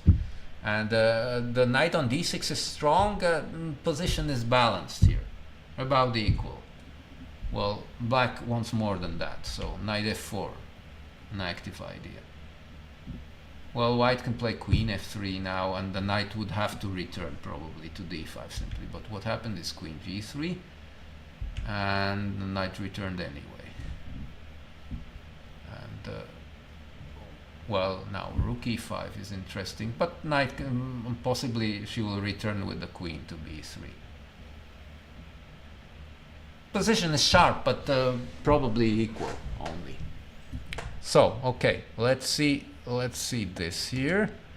On board 4 already. The French girls have won the game. Bernard won against Yaksha. Yaksha is the youngest participant. It's a girl who is only 10 years old. And yesterday she drew her first game, but she didn't manage to follow up today. Queen's Gambit accepted, a sharp line with a pawn sacrifice, which is actually dangerous for black. Here she played e6, ab5. Well, bishop b4 is not really a very good move. I think main move here is knight b6. This is something which Tony Miles used to play ages ago. Still, it might be that white can get some advantage. Bishop b4. Well, bishop d2 looks more natural. Why like this? I don't know. Queen d2. Knight b6. Okay, bishop e2. Castles. And white is ready to activate her queen. I mean, the queen is heading for the queen, so the king side. Queen f4, queen g3, queen g4. Now finally black is also ready to take on b5, so white took herself. Well, the position is not so clear. Engine suggests that queen c2 is the best move. Bernard was trying to play against black's king. h6, knight e4. Knight c6 is okay, developing the last piece. Rook d1, and now knight e7. Knight goes to e7 and then follows up to f5 or d5. Black is holding the position. Let's say it's playable for black after knight e7. But she went to e7 with the queen, and this is not a very good idea. Queen f4. Queen is heading for g4. And already white can play knight f6 check. Actually, at this point, it's already quite dangerous. Knight f6, e6, g6, then bishop f3, hitting the knight. If black doesn't accept the sacrifice, if black plays king f8, then white has queen takes h6. Gh6, bishop h6 mate. Very nice. So this was correct, this sacrifice. This was correct, and here white has a raging attack here. What happened in the game was queen g4, threatening to take on h6, king h8, and a bishop g5. It's also a nice combination. This works as well, so I don't quite understand why this queen g4 should be inaccurate. Black doesn't have anything better than king h8. Bishop g5 takes, check, knight takes g5. Now the threat is mate in 2, of course. Queen h7, queen h8. Queen e8, and the other knight comes over. Knight d5. And white applies more pressure. Wants to take on e6. Bishop takes e6, f takes e6, and then queen h7, queen h8, and queen takes g7 with mate. King f8 is the best defense. After king f8, okay, the game goes on. White takes on e6, knight f4. White has an advantage, but it's the game still continues. Rook d7 loses practically on the spot. Bishop e6. Queen d8, bishop f7. And black's position collapses now. After king h8, I can play queen h8. Queen takes g7. Knight e6 check wins the queen. I mean, many ways to proceed. So she took on f7, but this is a forcing mate.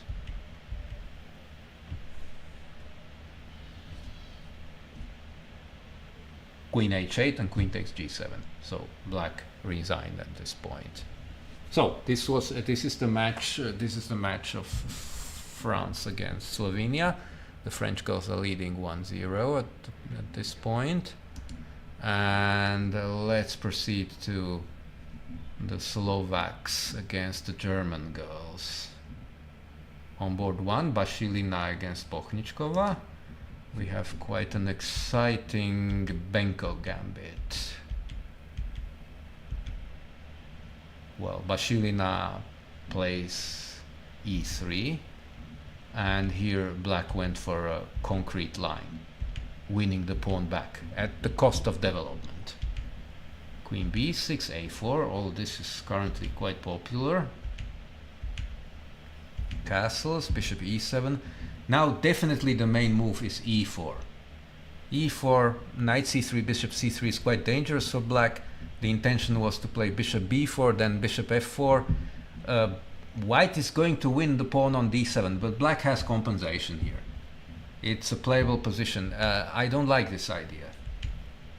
Taking on c3 and now castles. White has to play energetically here. And this is something she didn't manage. Knight d2. Okay. Queen g4, some piece play, e4. preventing both moves. Queen e2. Possible. E4 is natural. Till black finishes his development, till the knight b8 gets out, we should try to open the position. In this sense, I don't like this knight c4 so much. Queen b7, and already now black wants to take on b5, wants to take on g2, and white has to solve this somehow. And the solution, taking on c6, excellent. This is excellent for black. Black already gets what she wants. She gets the knight out, and she has central pawns. This a5 pawn is not going to be a new queen. So black is doing fine in this position. And the endgame is okay for black, definitely. Rook a6. Next move can be bishop d8, for example. Okay, now bishop d8, the c5 pawn may be hanging, so rook b8 first, threatening to take on b6, rook to c1, now bishop d8, knight a4, and rook b5. We have this position. Well, white is struggling here. White is fighting for equality, but okay, bishop e1, game continues still, because bishop e1 hits the c pawn, and gets white some counterplay maybe. Let's make the move, but this is something she still has to find, because what happens after c4? I'm sort of curious. Here white can play b3, and cb3 complicates the issue. That's knight c5, and the rook b3 is also knight c5 with a pin. So this is maybe, but even b3, I'm going to have a nice extra pawn here. So this black has an excellent position here after rook b5.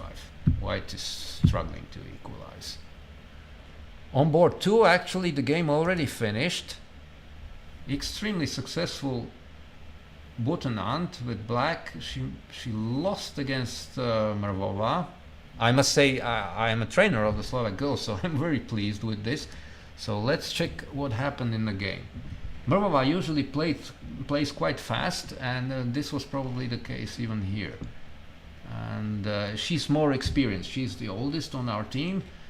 She's already over 40, but she's played numerous European teams, Olympiads, and this showed in the game, I guess. d3, this is a favorite setup. e5. Fine, this is all more or less standard theory. h3, a5, a4. White develops simply. Knight h4. Playing for some initiative. Black is doing fine for the time being. I mean, the opening has gone normally for black, but now this is she already started to believe in herself too much, I would say. This is very provocative, attacking c2 point, but after c3, knight d3, bishop a3, this is a problem. Now black is just losing a piece.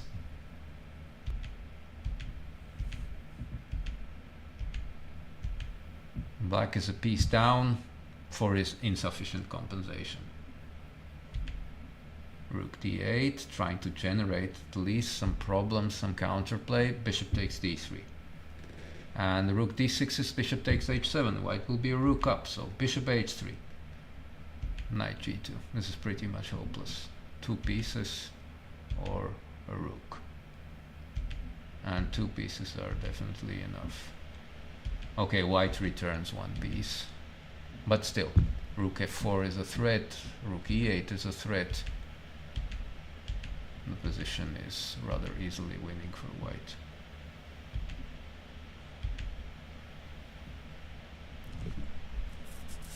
White manages to exchange queens to stop any tactical tricks, and knight f4, excellent move, which wins more material. Now both the rook and the bishop are hanging, so black played king f6, rook takes a5 and resigns. Game over. So Slovakia is leading 1-0, Let's check the following games. This is Michel Trontz playing with white against Shevchikova. This is also Queen's Gambit, orthodox Queen's Gambit with bishop g5 and the Tartakover line. Castles, knight bd7, rook c1, c5. All pretty much standard moves. Queen e7. Takes, bishop b1. Black is doing fine here. Rook a c8. I like this move. Why not? e4. White tries to gain some play in the center. Now a5 is the simplest move. A6 is maybe not the best. But okay, this is still very solid for black. Queen f6. Excellent. Attacking the d4 pawn. Queen d3, g6. Queen e3. cd, knight d4. I'm not too thrilled with this e5. I must say I don't like this move because it now white gets the knight to c3 and okay, the position is probably equal still.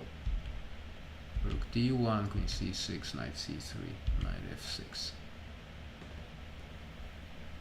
It's a question what black will play after f4. Possibly knight g4, but this looks quite dangerous. Well, last few moves, I have a feeling that Shevchikova slightly lost the thread, but still the position is very much equal. So it looks quite fine for black. We'll have to wait what goes on, and let's see last board. What's going on here? White has some material advantage, but let's look at it from the beginning.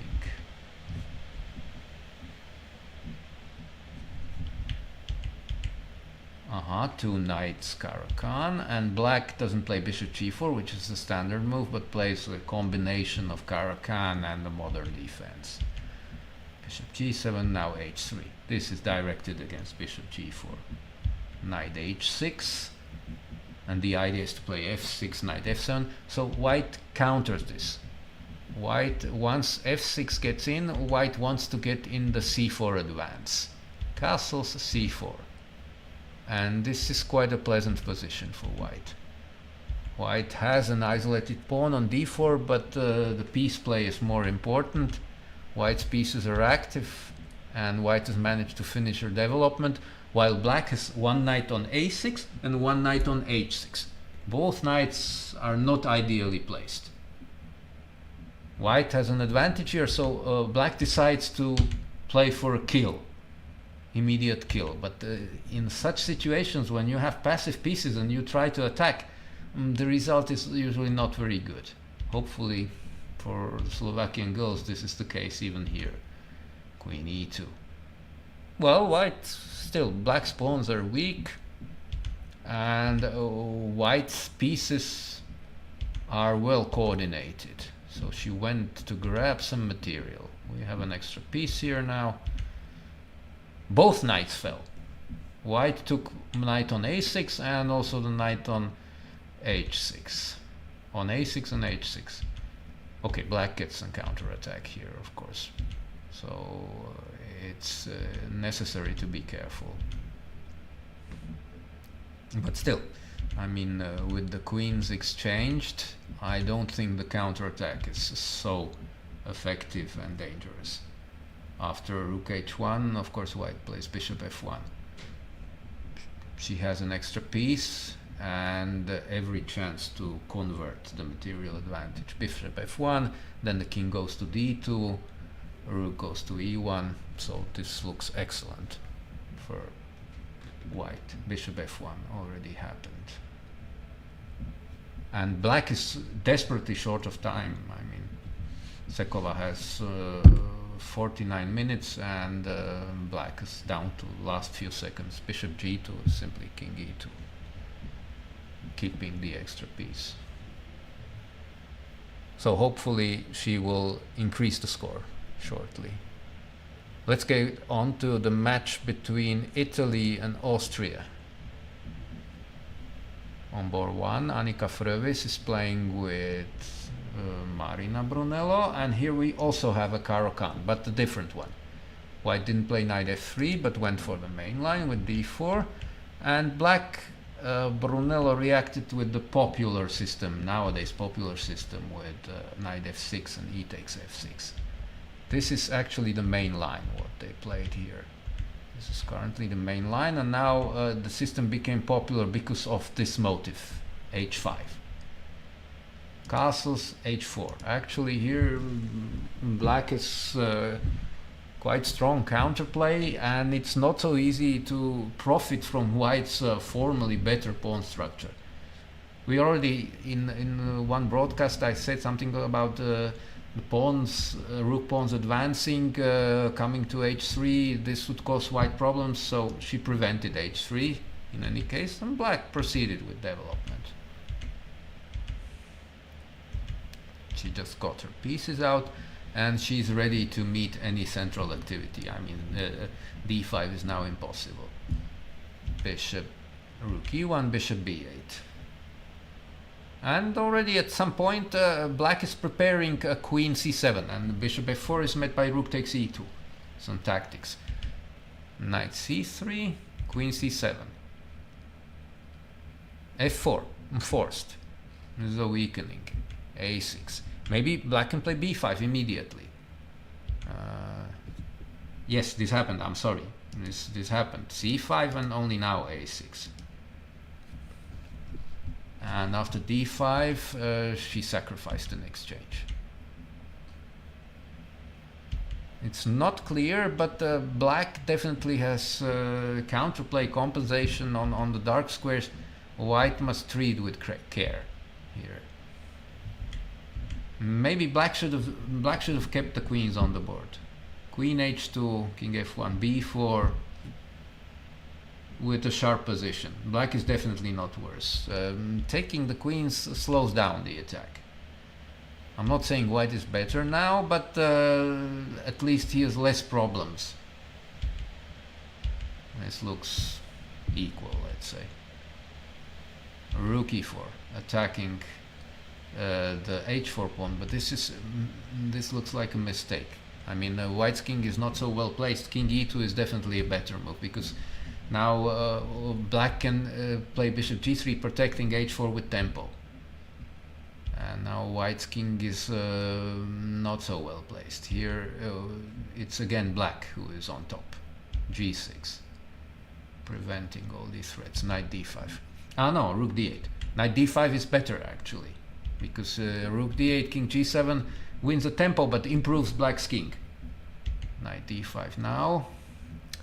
After rook a3, black is better. It's black to move. We are in the current position. Rook a3 gives an advantage to black. So this is on board 2. We have Hapala against Zimina. Zimina is playing with white. Let's see it from the start. They played something like queen's pawn opening. It's not classical queen's Indian. This would be with the pawn on b6. c4. And Zimina is playing it actively. She's trying to create some threats. She's using the b5 pawn to improve her pieces. Bishop e3, castles. And now she took on c5. And she's simplifying the position, and the pawn on b4 is weak, vulnerable, and this gives white the initiative in the endgame, even after the queen swap. Knight b4. And rook c4 is rook c1. I'm using the back rank weakness. I will occupy the c file with an advantage. Okay, a5 is stronger. And now rook c4, but still rook c1. This is still better for white. Now the main weakness is the a5 pawn. Then the rook is heading for a4. Rook b4, takes, a3. Knight d5, b4. White will win a pawn. It's only a doubled pawn, but still, white has not only an extra pawn, but a distant passed pawn. And the a pawn is the biggest, greatest enemy of the knight. So this resulting knight endgame is nasty for black. White has an extra pawn, better pieces, and if black somehow tries to fight against this a5 pawn, then the king side will be vulnerable. Then white's king and knight will combine some threats on the king side. So here white has excellent winning chances. Maybe it's already technically won position. Board 3 we have Kater playing against Lena Sedina, who is one of the most experienced players here. She was born in 1968, so she's already over 50. She's played for Italy for the last 20 years, and she chose the Slav defense, very solid. D takes c4, a4, a5. The main line is bishop f5. This is theory which continues for a long time. e3 or knight e5. a5 is slightly weaker because it gives white the opportunity to occupy the center. Bishop f5 controls the e4 square. So now white has the center. Black's position is still solid. I mean, it's a little bit passive. h3. I don't like this, I must say, because why not bishop e3? Bishop e3 is better because I can then take on f3 with the queen. I'm not forced to take with the pawn, and I don't have to somehow ruin my pawn structure. Knight b7, queen b6, bishop b4. Well, okay, black finished her development and is waiting for things to come. Because with the pawn on a4, white is not really willing to castle queenside. This would be really dangerous. So the king has to stay in the middle or go to h1. Maybe white should have castled here instead. But okay, this is the same idea. Now white plays queen e2, castles king f1, and wants to get with the king to h1. But black has queen h2. And already it's difficult to defend this h3 pawn. So black is going to win the pawn, and the black's queen is not getting caught here. e5. e5 is strategically not good. Now knight h5 gives black a large advantage. But also black can take the pawn on h3, I think. Now white's position is sort of rigid. I mean, if you play e5, the advantage of the two bishops won't really show. And where and how is white going to attack? That's really unclear. And weaknesses, there are many weaknesses in white's position. Not only this concession, this doubled f pawn, but also the d4 pawn is backwards. So white has overestimated her position and is worse already. And the game on board 4 has finished already, and actually Deak Sala, who until now had 5.5 points out of 6, excellent performance. She was winning like more than 90 ELO points, lost her first game against Teageci. They played the Sicilian, and it was the classical Sicilian. We had this bishop g5, e6, and as I said, not queen d3, queen d2 is the classical move. Well, queen b6, this is certainly not typical. The main move here is a6, castles queenside, bishop d7, etc., etc. Theory goes on for quite a few moves. Queen b6, knight b3. well, the queen on b6 gets in the way of black's pawns, so it hinders black's counterplay with a6, b5. The queen will have to leave b6 voluntarily in a short while anyway.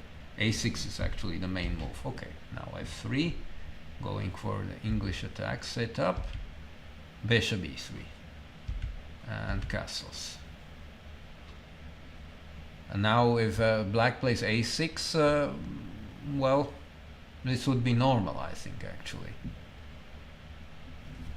White would proceed with g4, probably with a slight advantage. She went for a central push. She wants to play d5 to liberate her position, but it's not the end of the world for white. d5, ed5, and now knight d5, takes, bishop d3, bishop f6. Okay, black has this isolated d pawn, but quite active piece play. Therefore, white strives to exchange queens, and of course, taking on g3 would open the h-file for the rook. White would immediately attack the h7 pawn. So bishop e5 is the best move. And after queen h4, I play g6 or h6. Big fight. It's an open game. And knight e5 is possibly not the best. Okay, I play king b1 and the knight remains pinned. Now black has to be careful about bishop d4, rook e1. So she, bolstered by the good results, she goes for activity. a4 and simply knight c1 calmly. This rook e1. White is better here. It's doing fine. Bishop d7.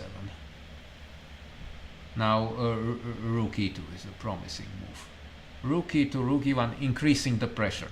And if black can retreat with the queen, but even if white exchanges all the rooks, white has a slightly better pawn structure, has some advantage. She played knight e2 instead. And now queen d8 is strong, because queen d8 threatens bishop h4. And with the knight on e2, you're already not attacking e5. So queen d8 would have given black a very good position, actually. What happened is rook c8. Not the best move. Knight f4. White could have played knight f4. Knight c3 is not bad, but weaker than knight f4. Bishop c6. Black has to protect the d5 pawn. Bishop f5. Rook d8, f4. Ooh. Very active move. Well, now something like white is better here. Knight g6 is the move to play on. And bishop d7 is a heavy mistake, because now takes, and black is losing material. Now black's position falls apart. Takes. White is already a rook up, and after bishop c3, queen takes c3, the bishop on c6 remains pinned. So white remains a rook up, 1-0. Black resigned at this point. So the Italian girls are leading 1-0. The last remaining match is between Croatia and Hungary. One of the Croatian girls had to leave, and their board one is finally in play. Mirjana Medic, very experienced player who is 60 years old already, is playing her first game against Terbe. So it's Terbe, Medic, and we have a Reti opening here. She actually gave up her bishop very quickly, but still this is a normal playable position. e5 is principled to occupy the center. All this is quite normal, and maybe white has a slight advantage due to the potential of the bishop pair. But black's position is quite solid still.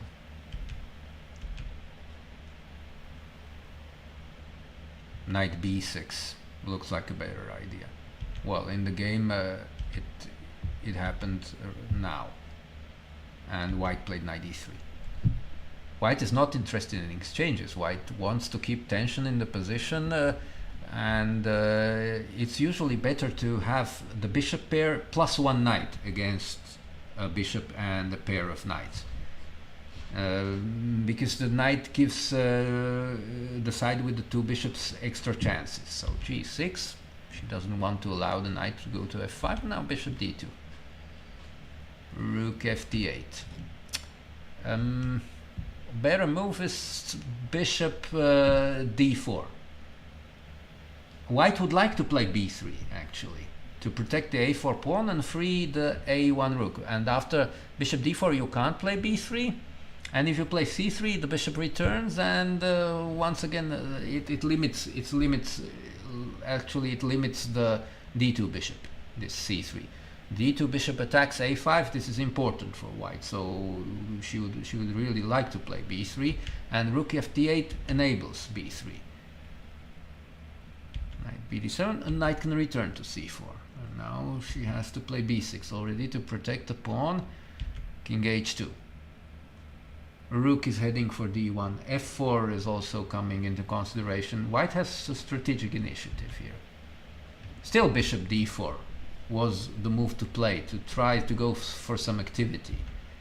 Rook b8 is rather passive. Rook d1. Knight f8, f4. White improves her position.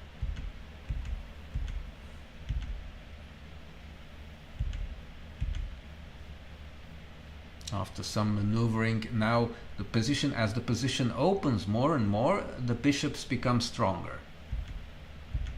Bishop g4, f5. Okay. We're opening some more diagonals, and now bishop takes f5. And queen f5, rook takes e7. White has won a pawn. So now finally black gets to some counterplay. Okay, white can take on b5 and retreat to e3 with the knight. So this still looks very much okay for white. White is an important extra pawn and very good winning chances. The other Terbe sister, who is playing Anna Berke. Berke is white, Terbe black. So this is a King's Indian or something like that. d6, e4. Well, King's Fianchetto, let's say, because the knight didn't come to f6. Knight f6 would have been normal King's Indian. This is something different. Knight c6, bishop e3, bishop g4, and now white went for some simplification. Taking with the pawn is better than taking with the queen, because the pawns have dynamic potential. f4. Perhaps black should have taken with the pawn herself. Now f4. Knight d7. And queen d2 looks like a better move. Queen d2 and then quickly castle queenside and play for a kingside attack. White decided to castle kingside. This is not so energetic. And here, okay, this is less clear because here the doubled pawns may actually hamper white. Queen e2, c6. I don't like c6. I mean, why create a weakness on d6? Go queen e2 or knight h5 looks more logical with a complex game. Now white gets to attack the pawn immediately. Knight b6. Well, b3. Well, this is knight on b6 is ugly simply. Knight h5. She's trying to create some threats, but here white has a very promising position. Okay, the knight must go away to c8, f5. f5 is actually a very good move. Although the bishop pair is gone, now white should have tried something like a6. Queen h6 is maybe not best, but it's natural. The rook is coming, a rook lift to g3, h3. And now they repeated moves. Actually, the game is finished already.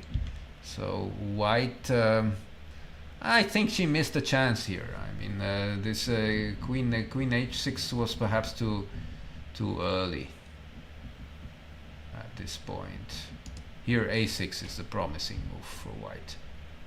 a6, and then it loosens black's pawn structure after ba6. Then I can already take maybe on f5 simply or something like that. So let's check this line. What happens here?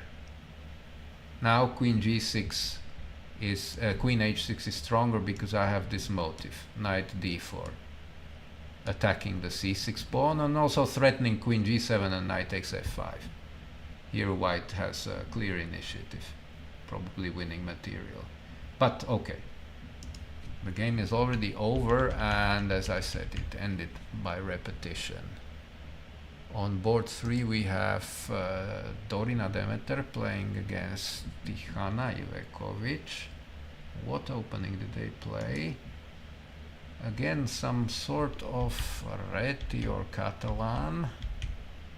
White didn't play d4 for a while, c4 only, but only d3, which is not so principled. Let's say d4 is a normal move which leads to normal Catalan. Here black can continue her development, c5, knight c6. She played actively with d4.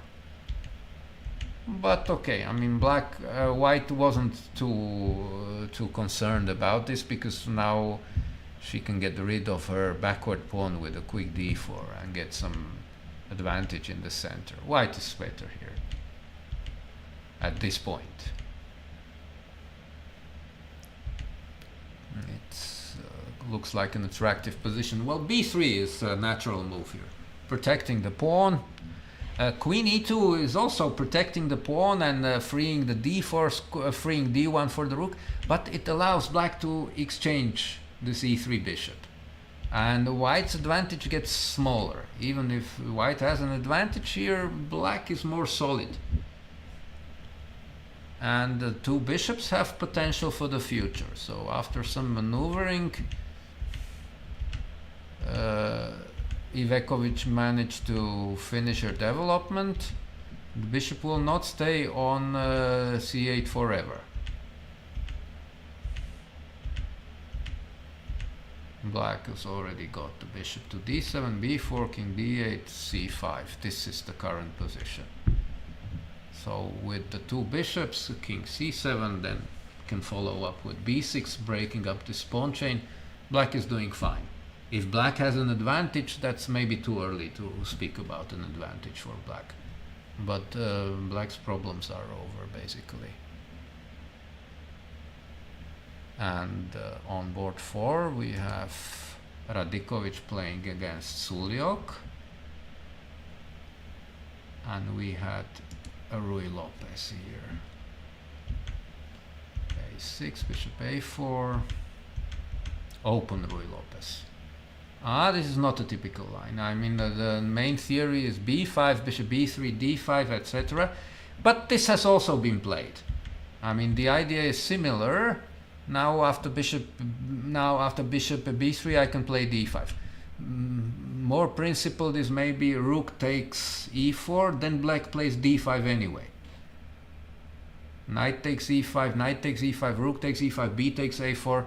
I think Aronyan tried to play this with black.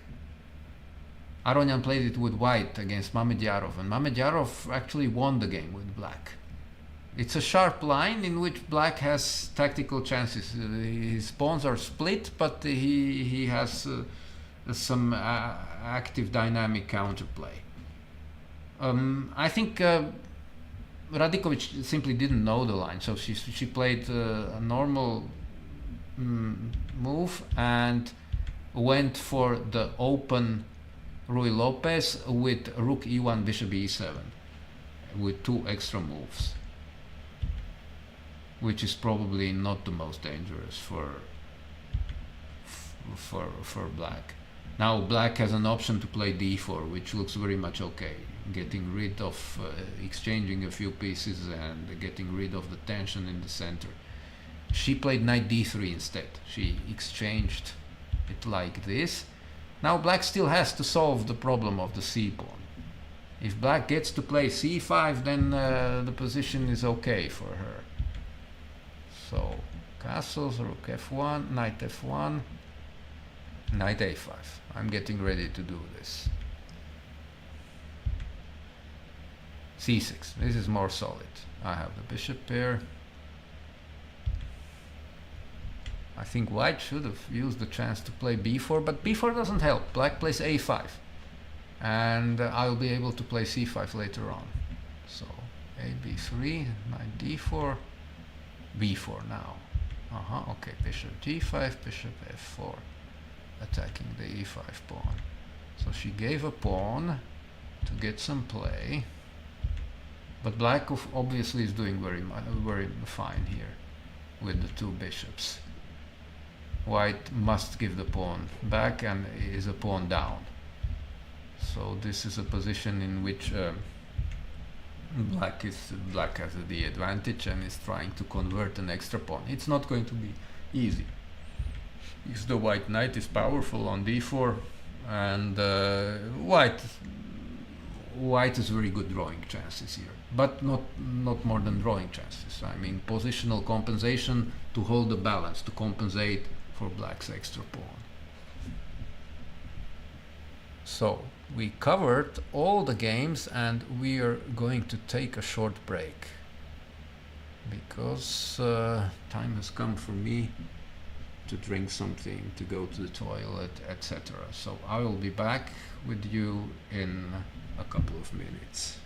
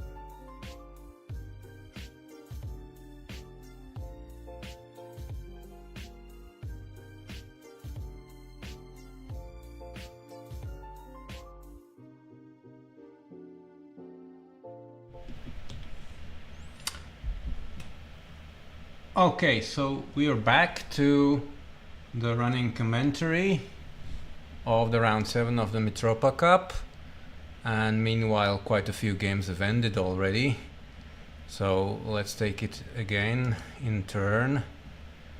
Here is the match, Switzerland against the Czech Republic, in which the Swiss team is doing very well. There is one game which ended in a draw. We left it at this position, and after a sharp struggle, White got some advantage here. Look at that bishop on a6. It's not really ideal, and if Black doesn't create some counterplay on the king side, he's going to be in trouble. So this is what Bogner is trying to do. He wants to sacrifice on f2, queen takes g3, bishop takes h4, some tactical chances. White has a strong move here. Knight takes c6. Knight takes c6 is a move which gives White an advantage. Then the tactics don't work so well, and White comes on top. Knight d5 is not ideal. C d5, bishop e3.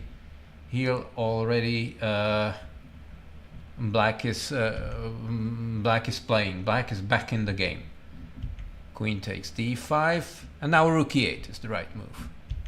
Black took on e3 instead, which is not ideal, and played rook e8 only now. And now White could have played queen f3. Instead, White was greedy, took the knight, rook e4, sacrificing another exchange. But here Black practically forces a draw by perpetual check, and this is how the game ended. On board 2, we stopped here. I mentioned c5 as an okay move for Black. White castled, and now knight d7 is the standard reaction. Knight d7, White can play bishop f5, trying to force some concession in the center. Knight a6, I'm not so sure about knight a6. Okay, White maneuvered his knight over to the king side, queen a4. That still looks okay for Black. Knight c6, or maybe g6. He played g6, a3, knight c6. And White already decided to simplify the position somehow. Rook d1, c4. Black is getting ambitious here. He can hold the tension. He can play some move like rook c8, and position is about equal. But he is ambitious. He wants to advance on the queen side. a6, b5, and things good. You have play on the king side, but this is not so interesting, or in the center. e4 gives White enough play. Of course, White is not worse here. Now Black can take on d4. Knight d4, rook d4, bishop d4, bishop b7, bishop takes b2. He's got a lot of pawns for... he will have 3 pawns for the piece, and this looks equal, but okay, he played rook e8. And already knight g3, this is a bit of a problem, because now you can't take on d4 anymore. It doesn't work. I just take on b7, winning a piece, and your c4 pawn is weak, so you're dropping the c4 pawn. White is a pawn up simply. Rook c3, b5, queen c2, b4, rook c4, takes, and White didn't take back. White played bishop g6. Now rook e d8 is the best move according to the computer. Still White is better, but there is a fight on, and Black instead played knight d4. And this is a miscalculation, because now you can't really take. That's queen h7 check. And here Black is dropping material. Once again, queen h7. Queen f6, some counter threats. Black threatens mate into queen f2 and queen g2. But rook takes d4 simply. And White's a piece up now, and after queen f7, Well, queen h8 is just resigns. This is mate in 2 moves. Queen g8 is queen f6 or rook f4, and rook f4, king e7, queen f6 mate. So this is game over, and king e7 is rook d7. It's just over. The last game that's being played is on board 3 between Benziker and Nemetz, and white is better here, but it's not such a big deal. Where did we finish? Where did we have this? I think we were here, yes. And I said that black should take on c4 and play e5. Well, instead he decided to retain the tension, but this is not ideal because white can improve his position. So he started improving his position, getting his pieces into play, and this is suddenly okay for white. Takes, d4, it's already perfectly fine. Well, knight c4 is a logical move here. Instead he took on d4. Now white is better, at least slightly. Maybe not so much, but still it's more pleasant for white. Knight e5, bishop f5.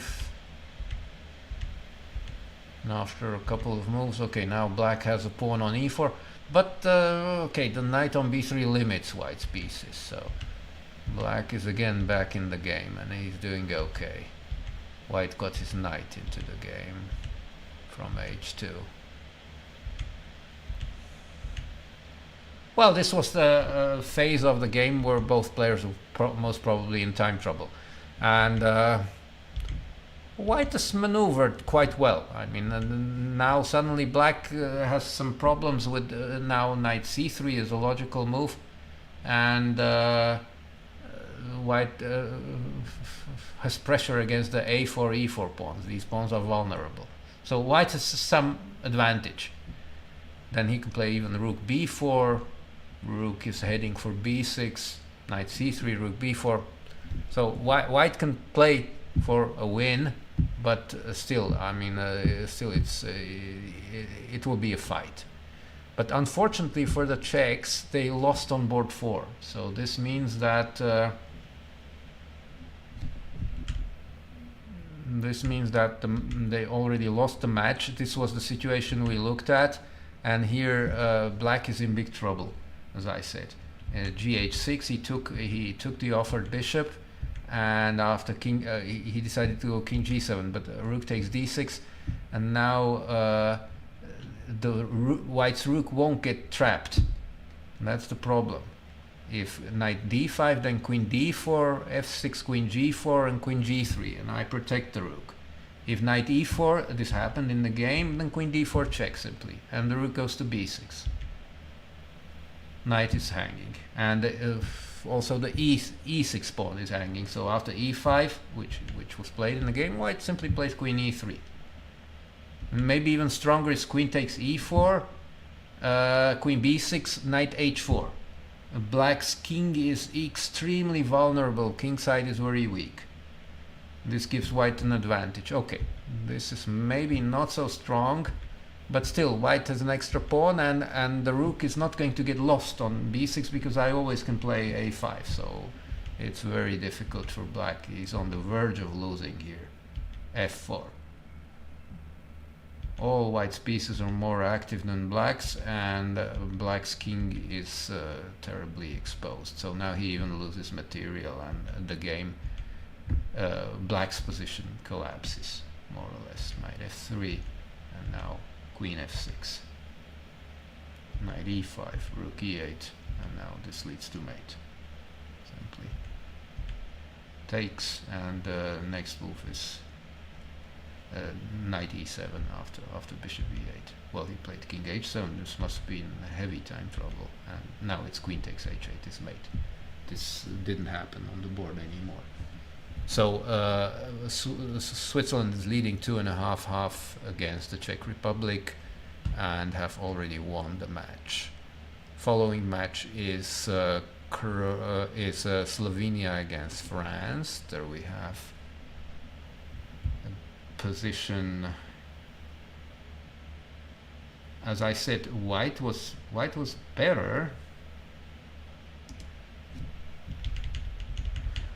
We came to this position. I said that white has a very promising position, and he managed to increase his advantage. Black tried to get some counterplay, but still the structural deficit, the problems with the weak pawns, still weigh down Black's chances, and now he won the c4 pawn. Knight d2. And White's king is also quite safe, so here it's White with excellent winning chances. He returns back to protect the h3 pawn. Okay, let's make a couple of moves. Repetition, and now White simply played queen e4. Black is trying to get some counterplay, but it seems that he is too slow here. This is the rising position. It's already after move 40. Well, White plays a5, h4, and then I can push my pawn. The pawn, White's pawn is it's stronger and faster. So White has excellent winning chances.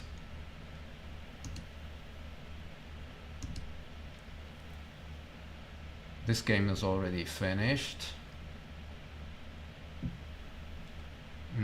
White had an advantage and he managed to convert it. Let's get back to we left at this point. Queen c3 and Black castled queen a5, and he was forced to play some ugly move like rook a8, b4. And bishop d4. White is holding on to the b6 pawn. And if bishop d8, then White can simply play knight c5, I guess. So what happened is knight f8, but this is also not ideal. Bishop e5, knight c5. Black was forced to take, and now White is an extra pawn, and it's a protected passed pawn on b6. So position is more or less hopeless. Black decided to look for some counterplay by sacrificing an exchange, but it's not really enough. White's king is relatively safe on the queen side, and the b6 pawn will win the game. Knight c4, king a1 into safety. Back. Okay, some time trouble, hassle, queen c5, but still. b6 pawn is still alive, and Black has to beat off heavy threats, so he rather gave the g pawn. He didn't get mated immediately, but White has an extra exchange, and Black doesn't even have a pawn for it, so he will double on the 7th and win the game simply. This is what happened. Threatening mate on h8 a8. Black must return, threatening mate again, and White simply took. King c4, king f8, rook c7, and this is the final position. I mean, Black's king is in the mating net. He will lose, at least lose a knight. This game ended a draw. We had it earlier. White missed chances here. I mean, as I said, White was better, and he was improving his position and trying to attack Black's king. It's pretty dangerous, but in the end, he didn't somehow conclude the attack successfully. Knight d5. Well, Black can play now bishop g7 simply.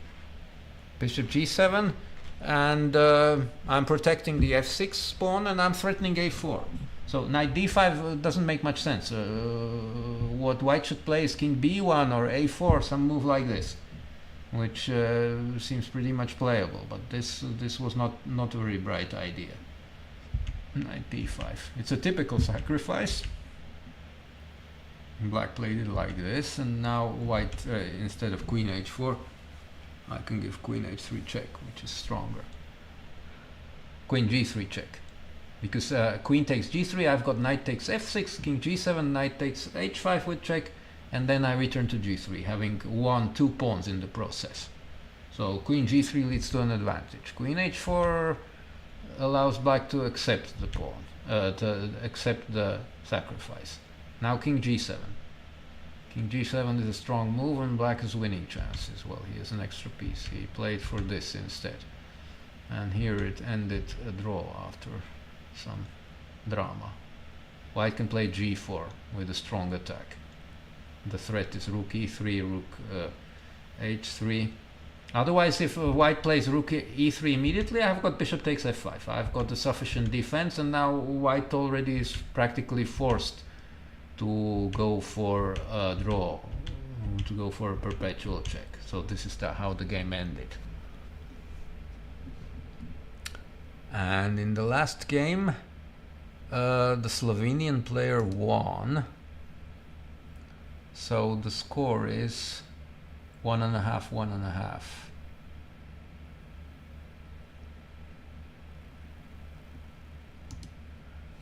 Okay, let's quickly play through these moves.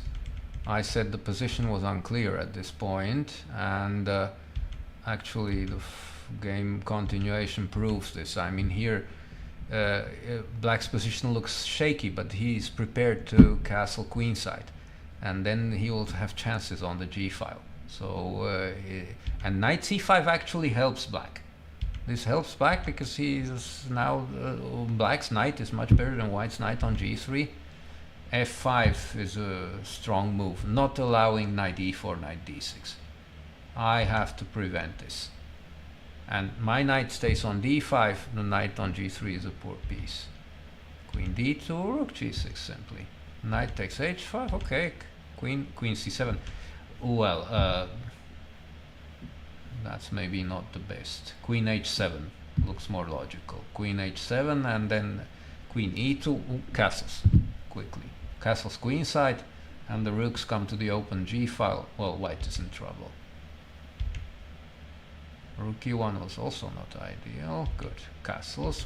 Black has definite compensation, and white is hesitating here, and trouble is getting worse and worse. With 2 open files against white's king, the game is as good as over. Now knight f4 is the strongest move, I would say, threatening queen h1 with a mate. This actually happened. He didn't find any better defense than knight e2, and now the position, white's position collapses simply. Here's an exchange down. Black decided not to play for mate. I mean, f4 is winning a piece. This is simpler, but he played queen d5, exchanging queens. Perhaps he was in time trouble. And this is also easily winning. An extra exchange, an extra pawn. Central, strong central pawns. It's pretty much hopeless. e5. And this was the final position in which white resigned. So the score is 1.5, 1.5, with this last game going on in the match. The last game is on board 1, in which the French player has chances to win.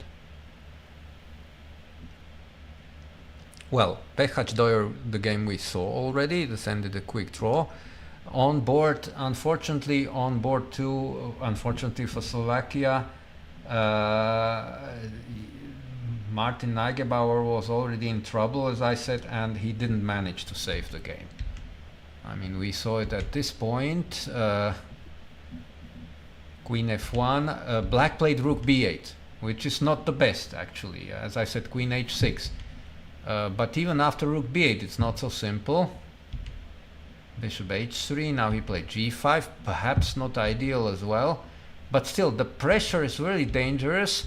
And look at that position. I mean, those black pawns are cramping white seriously, and once the major pieces, another major piece gets to the h file, white's king is going to be in dire straits.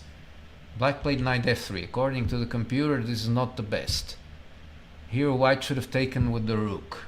But okay, this is difficult to judge. He took with the bishop, and now his position is indefensible. Rook f3. He didn't find anything better than this. And of course that's a horrible move to make. Black should take with the rook now.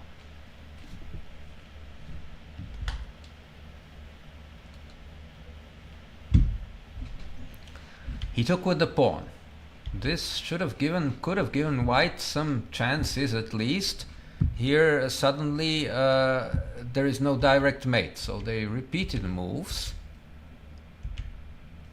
for a while, and black went to h5. Now white should have taken on d5. cd5, ed5, rook e1. Fight is on.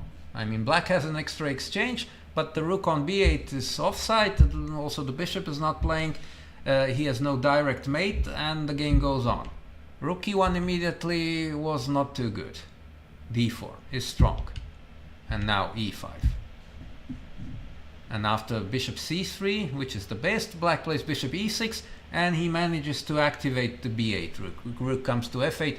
Black has an extra exchange, has an advantage. But there is still a fight. Knight d5 is a mistake. Black simply took, and now he's a rook up. I mean, okay, there is this trick. Rook takes e5, knight f6 fork, but black doesn't fall for this. Knight f6, king f7, and this is move 36. White being a rook down with no obvious compensation. I mean, he's forced to exchange the rooks anyway, so he resigned in this position. This is hopeless, unfortunately. So there are 2 games remaining. Let's look at Sahidi, who is fighting. I will try to get back to the position where we saw this last.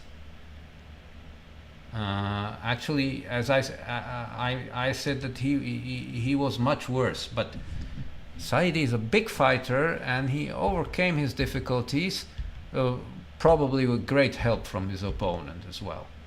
I mean, this was certainly not an ideal transposition here. Black is suddenly getting counterplay. Knight d4, okay, takes, cd4, knight b8. Suddenly it's not so clear.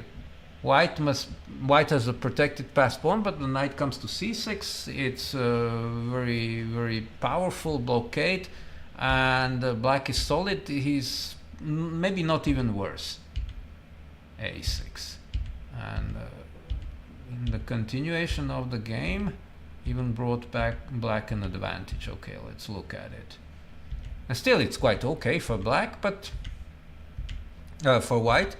But black managed to fight back, and in the end he's playing for a win. I'm not going to commentate too closely on these moves. Here the position remains roughly equal, but this break on the king side, which h4, gives chances already to black. Well, black has an extra pawn at this point. King h3 is after move 40, it's after time control. King h3, rook takes f4. Black has winning chances. Of course, it's not going to be easy because white has this passed pawn on a5, and he has a lot of counterplay. So, but after king h3, also white's king can be in trouble. So black is going to play something like g5, king g6, and the rook from a7 will not only hold the a pawn, but can take part in a counterattack. And what about the last game? Well, the last game looks pretty much equal. We had the position. After about 15 moves, blockaded, and here white can play a5 to keep the blockade, to blockade the queen side and somehow transfer the fight to the king side. But it's an open question if you manage to break through. Knight b3 allows a5. this gives this gives black counterplay, because you can't mate directly, and on the queen side it's an open fight. Queen takes c5, queen e2. Suddenly black's pieces are active, and he's definitely not worse anymore. And the position is more or less equal, because white has to now guard his pawns. I mean, d4 is weak. If anybody is better here, it's black. Well, if black wants to repeat moves, he plays rook b4, rook d2, rook b5. But black obviously wants more. Also, this is slightly better, but white has this passed pawn, which black can't win this pawn on a5, and it gives white counter chances. So the central pawns won't have it so easy. He advanced the pawn, and black is trying to exchange knights, and white doesn't agree. Knight c6 I think is pretty much drawish, and so is rook c2. This both looks equal. Knight c2 is somewhat passive. Okay, black has improved his king, and now he... okay, this is the position which we have now. Now black can advance his central pawns. e5. I mean, he's definitely not worse. A question is if he can play for more than a draw. Well, in any case, match is difficult for Slovakia, because Germany is leading 1.5-1/2, and both positions, Ermic Sahidi and Haring Shuricht, are not so clear. I mean, Haring is maybe slightly worse, and Sahidi is slightly better, but so to win the match, Slovakia would need a big portion of luck, and to draw it, we would need also some help from our opponents. Okay, let's go on to Italy, Austria. Well, this is a game which ended in a rather uneven full draw. We had it at this point, and somehow white was better, but he didn't play too incisively. Here he should have taken the pawn. Well, this is according to the computer. Queen takes d7. Of course, you run the risk of getting your queen trapped after rook a7. But seemingly white has rook takes c6, rook takes c6, knight e5, and the pinned bishop is pinned on b7. This is rather nasty, and white has an advantage. He instead exchanged queens, and here his advantage will evaporate. Still, white is slightly better, but it's not such a big deal. Black defended carefully. f3, knight b7, already forcing white to protect the a5 pawn. Well, he doesn't need to protect it, because he's going to win the a6 pawn back, but the advantage is gone already. Here black is not worse anymore, and the game is heading for a draw.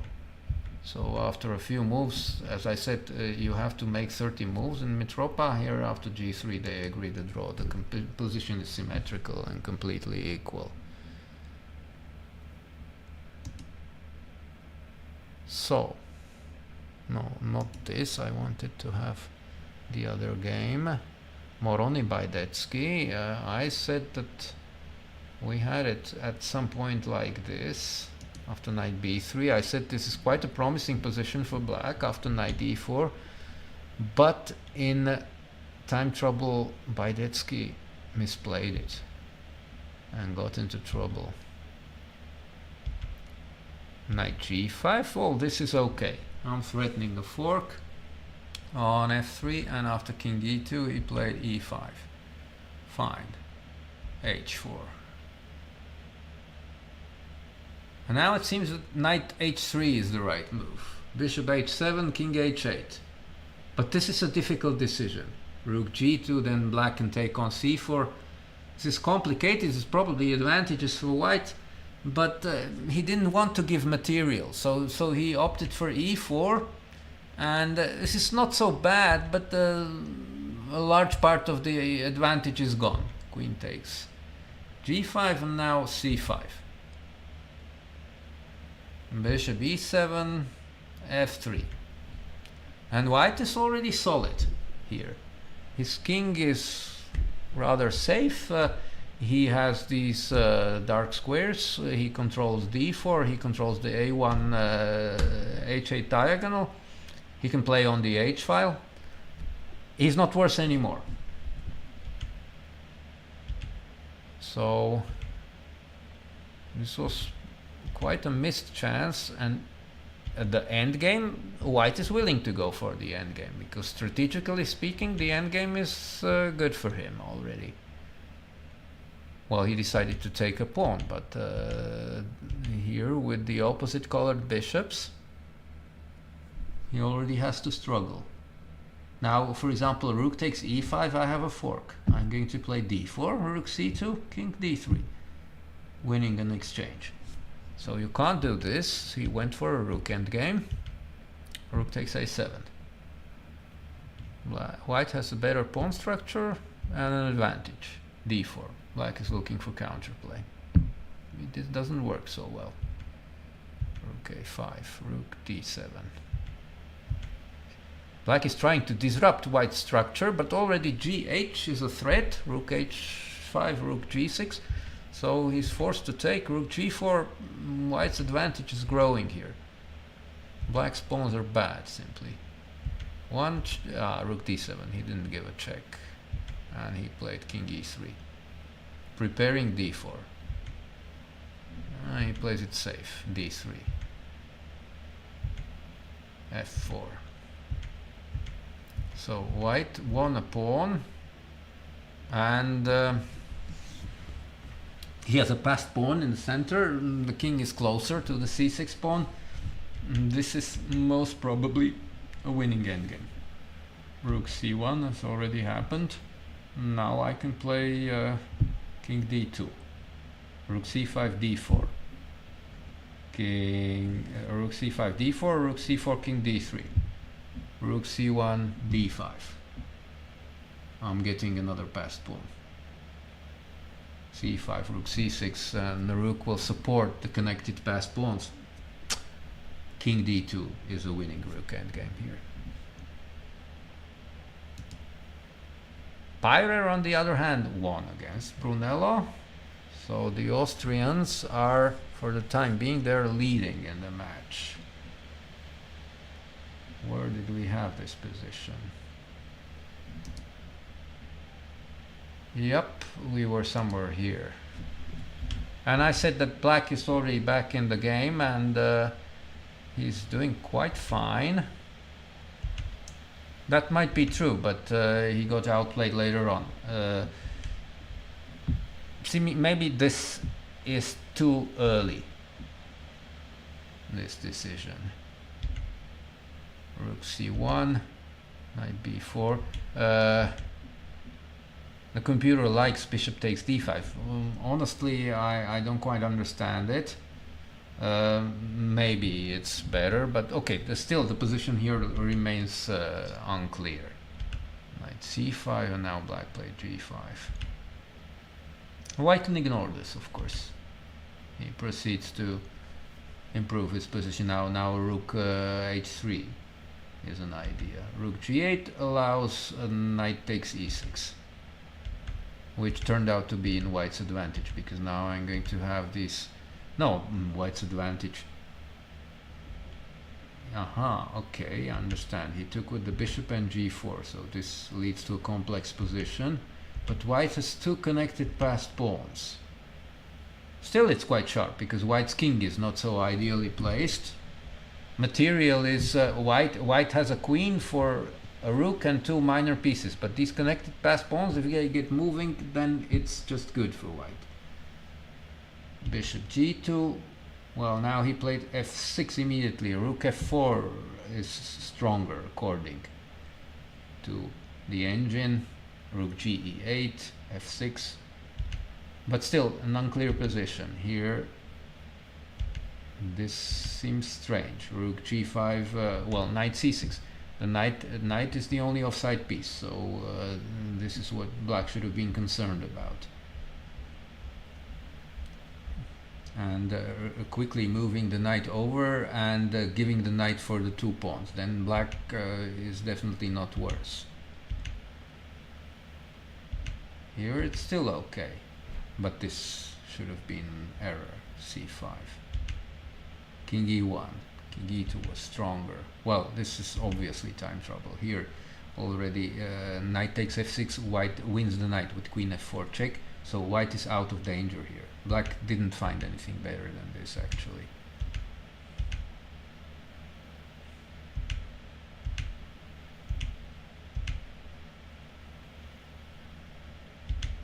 g4, rook c5 is a normal move, and both sides are sort of in Zugzwang, because once you after rook c5 I want to play rook c6, rook c to c6 to take the pawn. Queen takes h6, I go to e5, and I'm preparing rook e6, rook e3.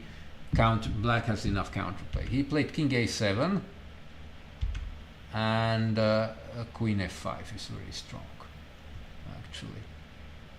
He didn't realize how strong this is. Queen f5, the threat is e7, black took, and now the pawns, black's rook is misplaced to fight the pawns. Next move is e7.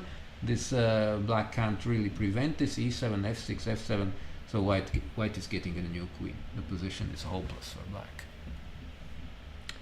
Last game of the match is Lumaki against Dotzer, and black is a pawn up. We had the position with an extra pawn. This was the position where we left it. I said bishop takes a4 is playable, and instead Dotzer played simply rook c8, bishop d6, and he took on a4, which is also good.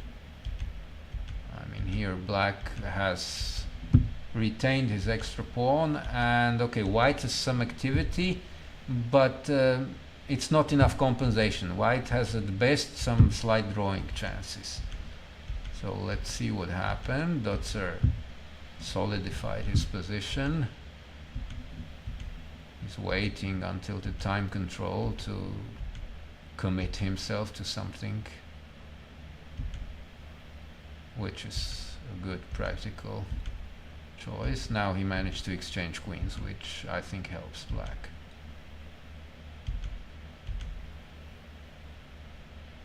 A rook endgame. It all resulted in a rook endgame and a rook c8, b3. Well, black's knight was a strong piece actually, and going into a rook endgame complicates matters for black. Converting the extra pawn is not simple at all anymore. Rook c5, rook d6, b5, I take on b5, rook a6. It might all end in a rook endgame with 4 against 3 on one flank, which is considered a theoretical draw. So if white has very real drawing chances here, a draw would be actually probably already a fair result. So in this case, but Italy is going to equalize. Moroni is going to win this rook endgame. So this match looks like 2-2.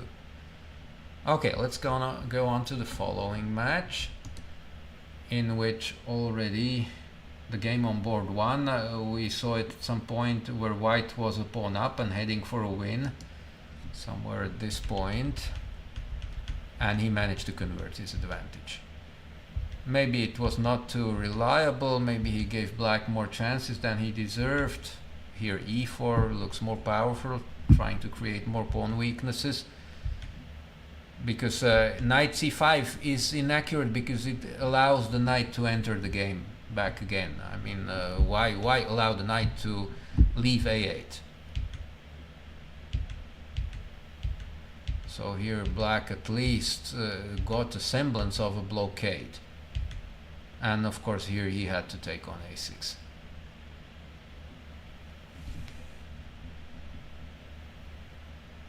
Rook c7, king f6, rook c6, king e7, rook takes a6, rook b8. Black is still fighting, I mean. It's not so clear. This is hopeless. Well, rook c1 is stronger. Knight d4, e3. The rook is not so well placed here, but still, I mean, it's a pawn up, and now he's going to take another pawn.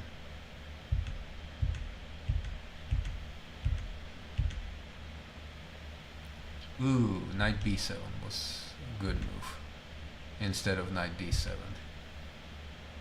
Here suddenly black can play king e7 at this point. And the result is in doubt. Knight b6, rook c5, rook g6, rook a5. Well, white's coordination is ruined, and black's rook is active. So this was not such a bright idea. In the game we had bishop b5, knight e5, and now king e7, and okay, here again white is quite safe. This is only a couple of checks and nothing too dangerous. The king escapes. It's not going to be mate or anything like that. Check, and h3. And b5 bishop is hanging, so black is not winning or anything, a piece, and white retains a couple of extra pawns. King g6, bishop e4, fe4, rook takes b5. Well, black resigned at this point. This game is totally crazy. We saw it at the point where black had sacrificed a piece, but he was better. We had some position like this after a5, and I said black is the active side. Meanwhile, white was winning, black was winning, everything possible was going on here. So let's just quickly follow it through. It's still quite okay for black. He's dominating. Knight c3, now bishop d6 is of course a good move. Knight c5, still doing okay. Preparing knight b3. Bishop e3. Now he went to b3. Well, maybe knight d3 is stronger.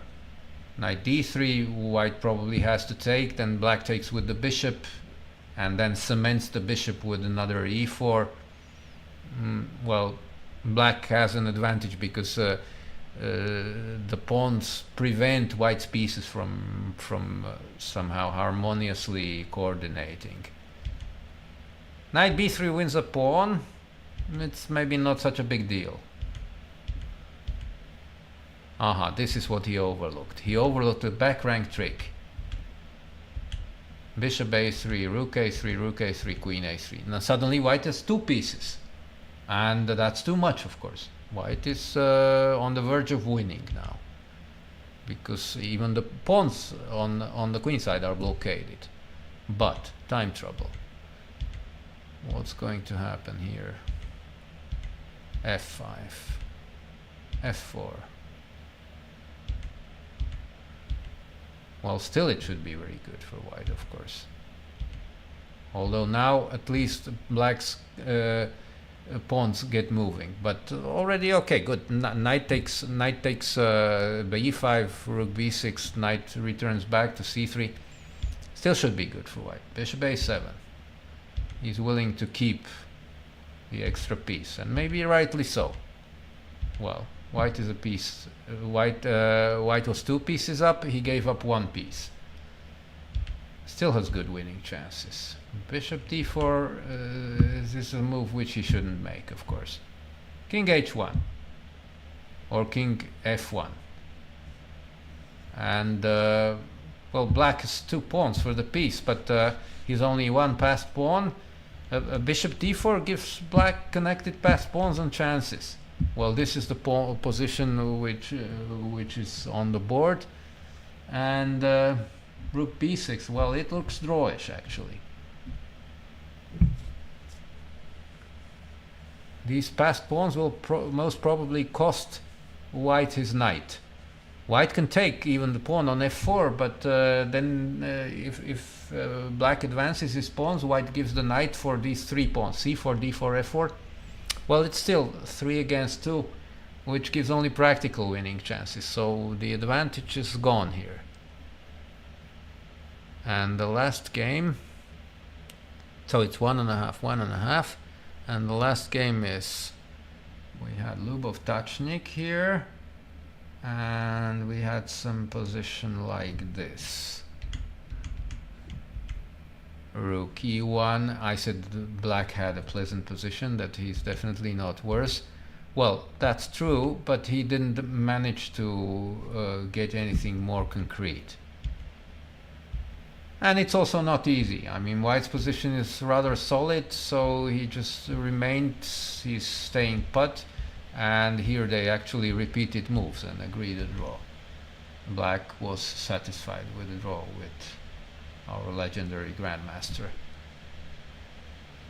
So not so much happened there. Okay, let's go on to the ladies, where quite a few matches have already finished.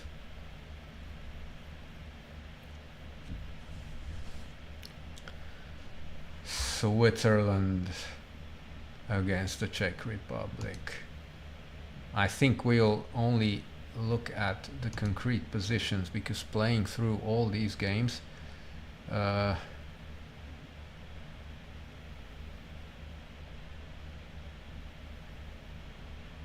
not so sure where we had this position. Here we had it around here, and it was very promising for white. White decided to play on at some point, but didn't handle the position too well. And suddenly black has counter chances. Black is getting back into the game, and exchange sacrifice, well, it's not ideal. I mean, in the end black plays queen e6, and now white is more or less forced to swap queens, and of course this helps black. Black is solid, has an exchange, and white is fighting for a draw here.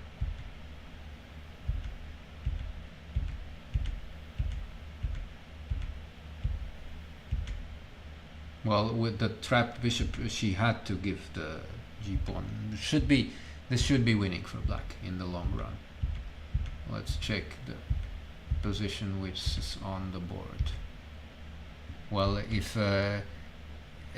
black would gladly take on a2, sacrificing the exchange back, so she prefers to protect the pawn and let black show her winning plan. But it should be winning in the long run.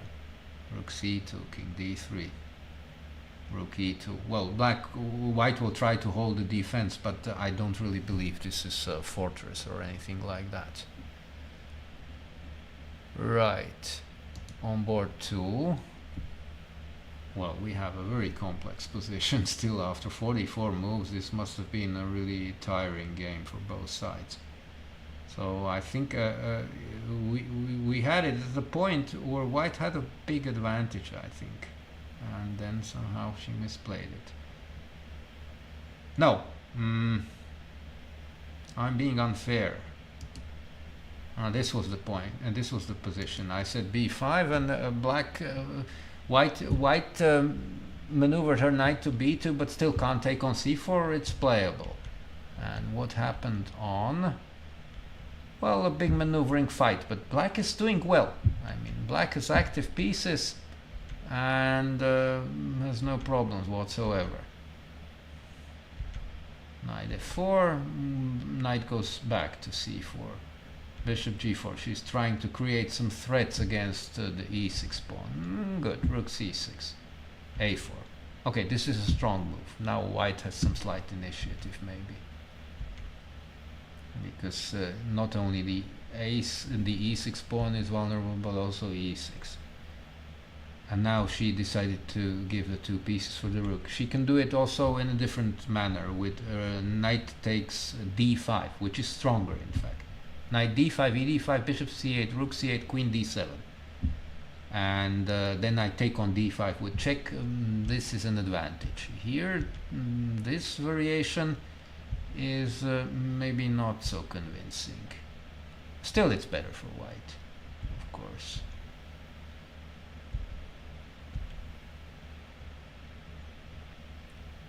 And she tried to extract more from the position than taking on c6 and on a6 and playing with a rook and 2 pawns against 2 minor pieces with connected pawns in the center, which is a large advantage for white.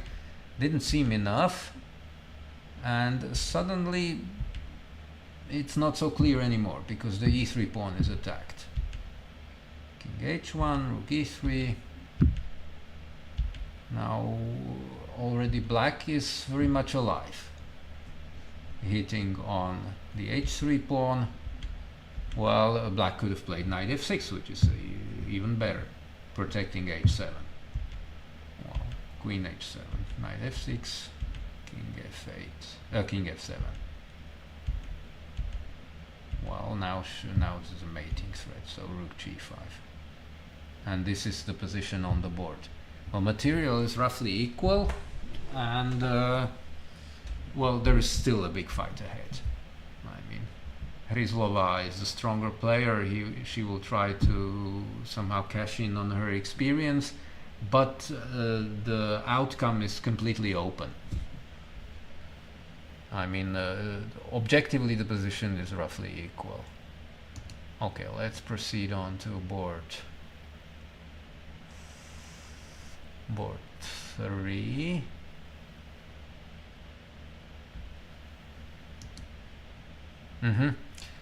This is just London. I said that black was doing fine here, but still, I mean, black's advantage was not so big. And meanwhile, black managed to win a pawn. Yes, she felt the pressure and she felt the need to sacrifice something. So now white is going to lose either on a3 or d4. But okay, there is this counterattack against d5. Still not sufficient. Knight c4. Nice move. Threatening knight b6, and after dc4, d5, white is definitely counterplay. So black declines the sacrifice, and now she took the pawn. But the advantage is not so large. I mean, black has an extra pawn, but it's blockaded, and white still has chances to fight back.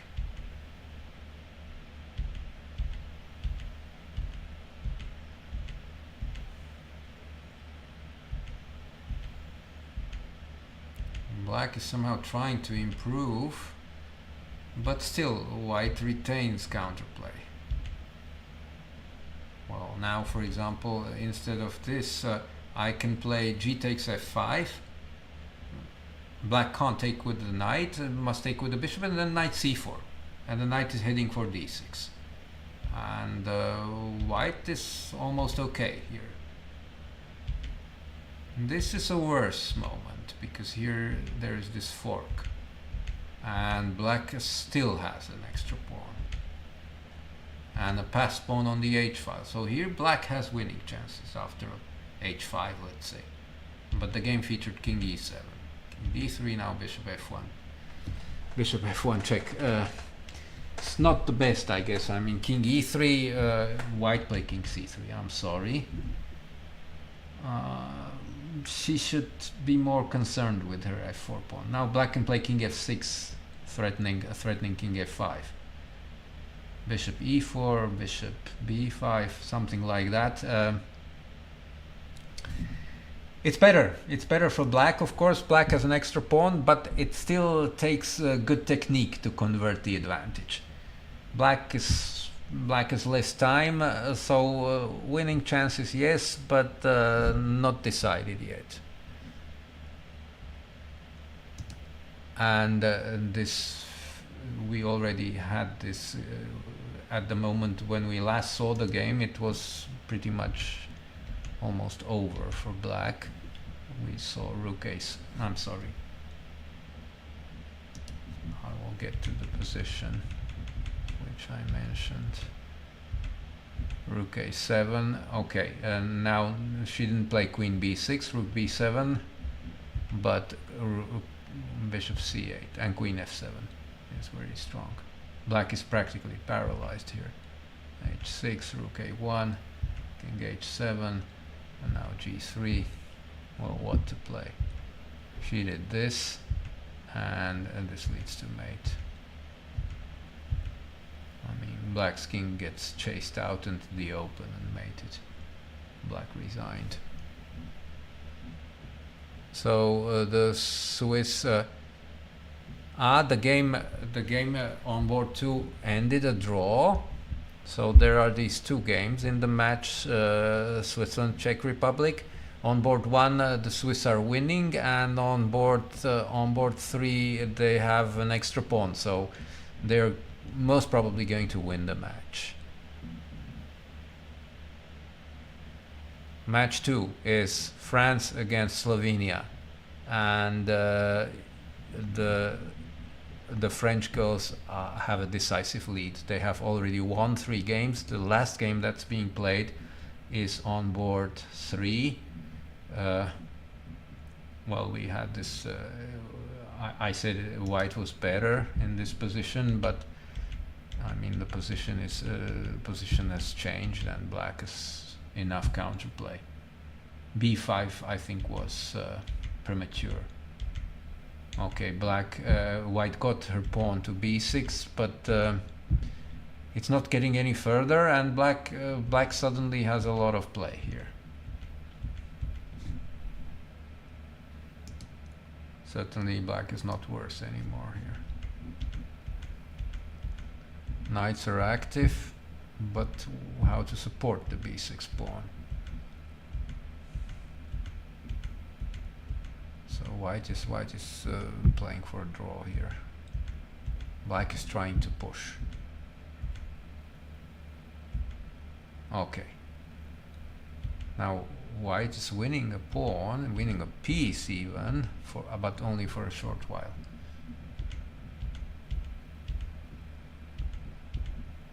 Oh, black is really playing for the max. She declines perpetual check. She wants really more than a draw or something like that. In fact, after g3, rook f1, king g2, it's black who has to play for a draw, because the c-pawn is not going to break through, and the remaining 2 pawns, f5, d5, are weak. But okay, I mean, certainly more reasonable after rook b6 was to go back to f7. After king f7, white is in no danger of losing, but a draw is the most probable result. Okay, let's check these games which we saw here already.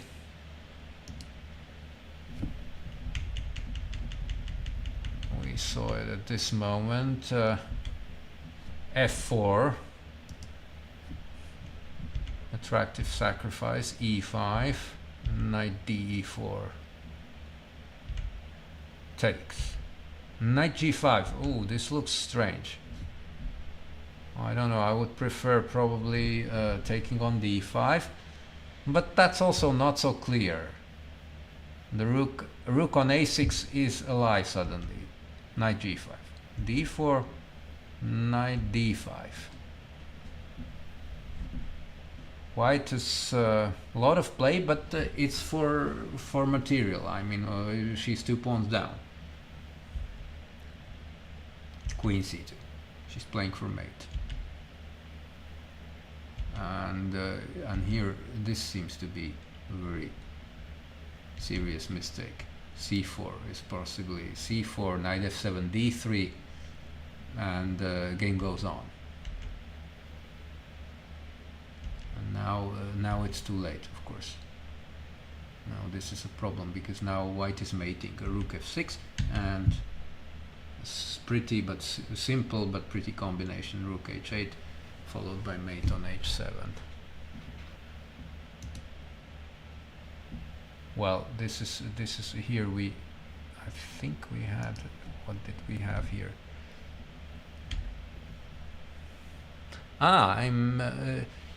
No, this game was won by the Slovenian girl actually, and she broke through with her pawns in the center after a big drama. We left it at this point, I think. Rook AC1, Rook B1. Why not Queen D3? That's a good question. B3, not ideal. Queen C4. Rook E3 was stronger.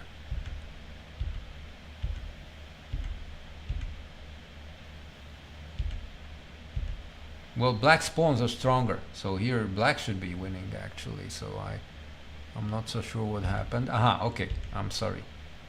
I somehow misunderstood what happened here. And now she advanced the A pawn, and it's a new queen. Black has an extra rook here and actually gets to win more material. Okay, last tricks in time trouble. Ooh!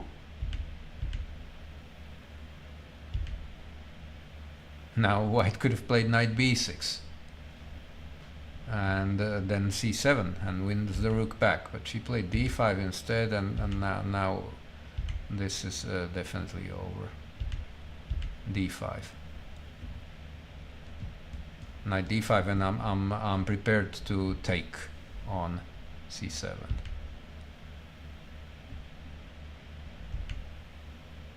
Why not knight takes c7? I don't understand this. Okay, she's trying to retain both pieces. Okay, now the pawns fall, and now it's definitely game over. And the last game,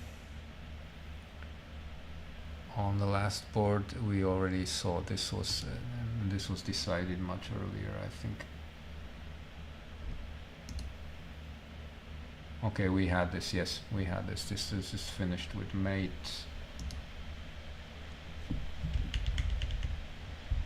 I'm sorry. This didn't really happen, but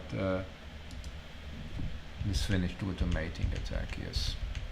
This was the final of the game. Queen h7 is the final position. So, in the match Germany against Slovakia, there is only one last game being played, and the Slovakian girls are leading 3-0. The final position, we had this around here somewhere.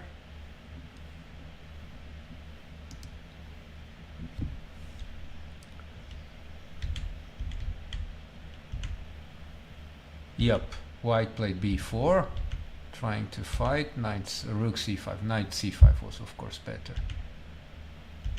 And here, well, black has an extra pawn and now is winning even more material, so this is very much hopeless. It's just simply too much. It's completely hopeless. Check, king f3, and now final blow. Rook takes d4 and a fork on d2 after taking on d4. This one we saw already on board 2, and also we had the game on board 4. We had almost to the end. I mean, this was like the final position. Bishop g2, king e2, bishop c6, a4. This is already winning for white. White has an extra piece, and with some care it's not so difficult to convert. And right now this is a fork. I mean, white's going to take another rook on b7. And the final game, there is a rook endgame, which is equal. 3 on 3 pawns on one flank.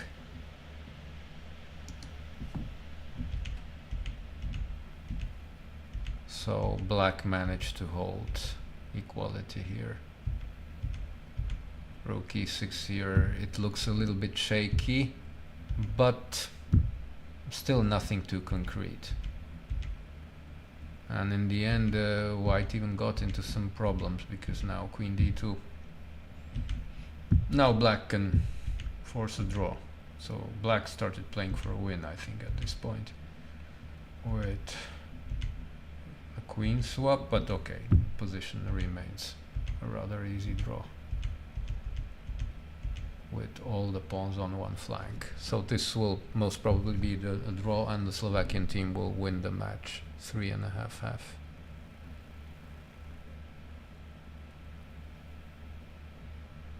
Okie dokie. The following match is Italy against Austria, and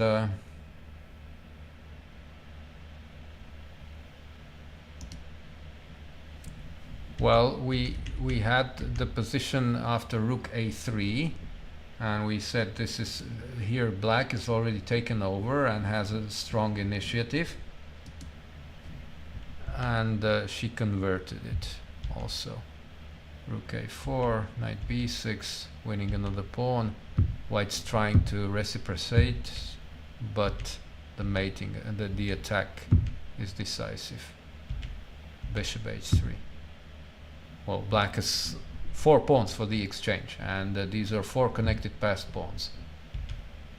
Game didn't last long. Position is winning. And moreover, white's in trouble with her king. Knight c3, bishop f4. This leads to some mate shortly. King e4, or king f3, rook g3, and drops another piece. And after king e4, f5, the king must go to f3 anyway. Also, Zimina managed to convert her advantage. We left this at the point where white had a knight endgame with an extra pawn, so let's see the final moves. Black's knight is trapped on a8, so now black is practically helpless. White just forces a Zugzwang. King a4, allowing king c5. Well, he shouldn't have done this, of course. King a4 is a horrible move. h4 is normal.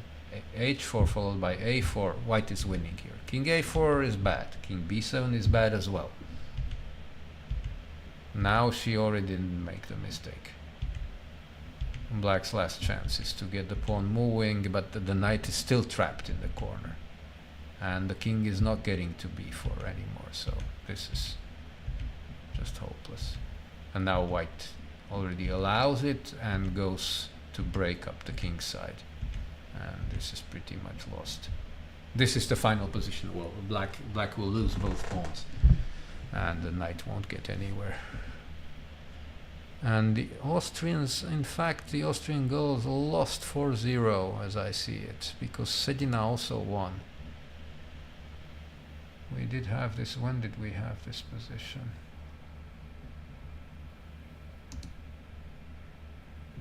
Okay.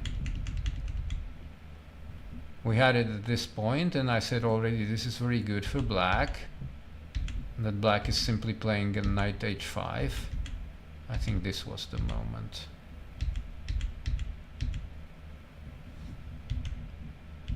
Takes. Rook g2. Okay, couple of checks. Knight b6. Once again a couple of checks.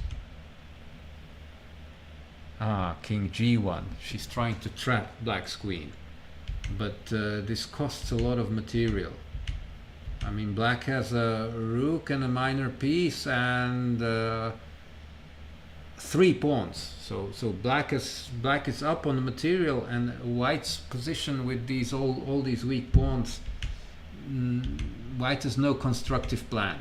So this is more or less strategically winning for black, and she managed to prove it. I don't see any objects of attack for white, and black just slowly but surely advances his pawns and pieces and invades. Okay, now she made some sort of mistake. She repeated moves, but she wants to win. She declined. Repetition. And after b3, knight f4. Once again, repetition. Knight e2. Already white can't play king g2 because of rook g1, and she's getting mated. So f4. White managed to exchange this nasty knight, but black still has a rook, bishop, and 3 pawns for the queen, and the pawns will gradually advance. I mean, it's very, very bad, white's position. It's just losing. And the h pawn runs. White doesn't have even a single check. Next moves are h3, h2, h1. Game over. And the last match was Croatia against Hungary, with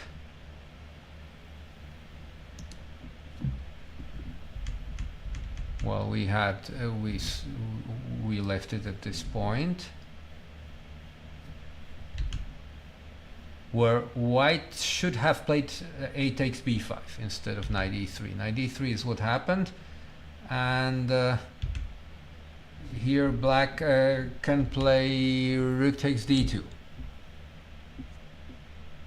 This is the point. I mean, if you include the exchange, then it doesn't work, because a b5, let's play knight e3, rook d2, queen d2, knight takes f5 is queen d5 check, and I win the knight. So this doesn't work for black. Bishop b4 is stronger, true enough, but still, I mean, black is an exchange down. White has this intermediate check, and will be an exchange up. But black missed her chance. I mean, she could have taken on d2, and black is very much okay here, and then taking on f5. What happened is ba4. ba4 once again, rook d2, bishop b4, both blundering their tactical chances. Now white is still the extra pawn, and the g file is open, and it's open for an attack. Knight g4, and the knight is going to e5. Now knight g6 was the best fighting chance. Instead black played knight e6, f5. White gladly advances this pawn because the pawn is going to decide the game. Now knight takes f6, queen f6 is just an extra piece, but knight e6, this is mate after rook g1. White played queen f5, which is very strange, but okay. Move 38, probably just not enough time. She had less than 1 minute at that point. Knight g5, rook g1, and now king f8, simply rook g5. Takes. Now it's move 40 is passed. White has a big material advantage and a mating attack, so it's game over. Bishop g6, hg6, queen g8, queen h8, queen f8, and this is just mate. King d7, I win the queen and the game. So here black resigned. Game on board 2 finished the draw in the end. This we had already. And game on board 3 also. What position did we have here? I think this is the position where we left it, somewhere here. King c7, yes, this was the moment. And instead of a3, which I expected, she played knight d4, and still bishop c6. She's offering an exchange of the bishops. Knight b3.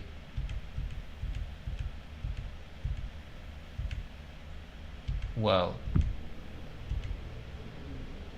black defends the c6 pawn and now attacks the knight, and the resulting endgame is just a draw.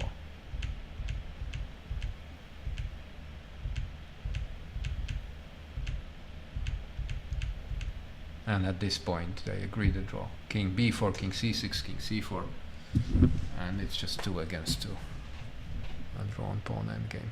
And the last game, which is still being played, is a game in which black has this extra pawn, and it's the Hungarian player with the extra pawn, and they are leading 2-1. So most probably they're going to win this match. We left it at some point like this. I said black has winning chances, but it's still not easy to convert, and this goes on for also the position which is on the board. Still black, okay, black is the active side, but it's not easy to convert.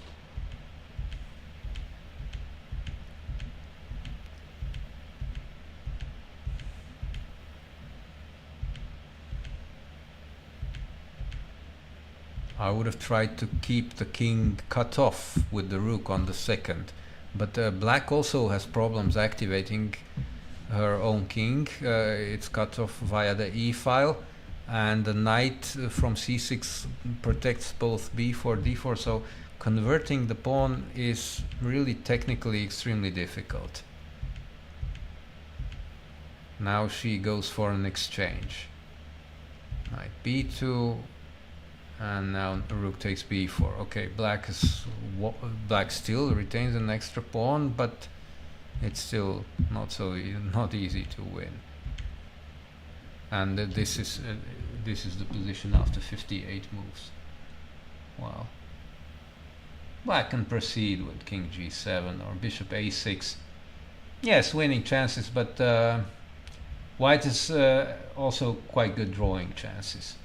Still, black is the active side here, so the Hungarian girls are set to win the match.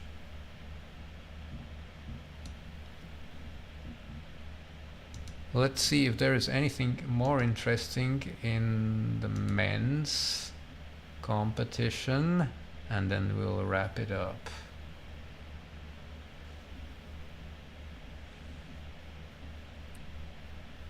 Well, the Czech Republic has lost the match against Switzerland 2.5-1/2.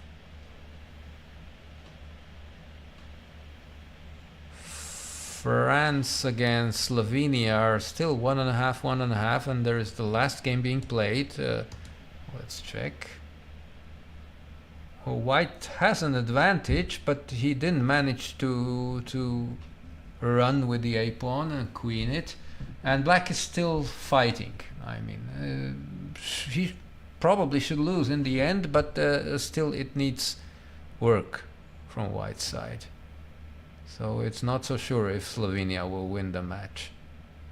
And the most complex match is still Slovakia against Germany, where the Germans are leading 1.5, but still 2 games remaining. So let's check these positions. Sahidi looks like a draw, and the position on the last board is also about equal. So it seems that Germany has great chances to win the match due to their win on board 2. Italy against Austria are 1.5, 1.5, with this being the last game, and black trying to convert the rook endgame with an extra pawn, but it still is a drawish position. And if white keeps his calm, he should draw the game and the match. Slovakia 2 against Hungary is also 1.5, 1.5, and this last crazy game, white is already winning, so Slovakia is set to win the match. All in all. And with this, it's already 8 p.m. and with this I will say goodbye to you, and I'm looking forward to continuing these online translations perhaps tomorrow and in the last round. So see you later.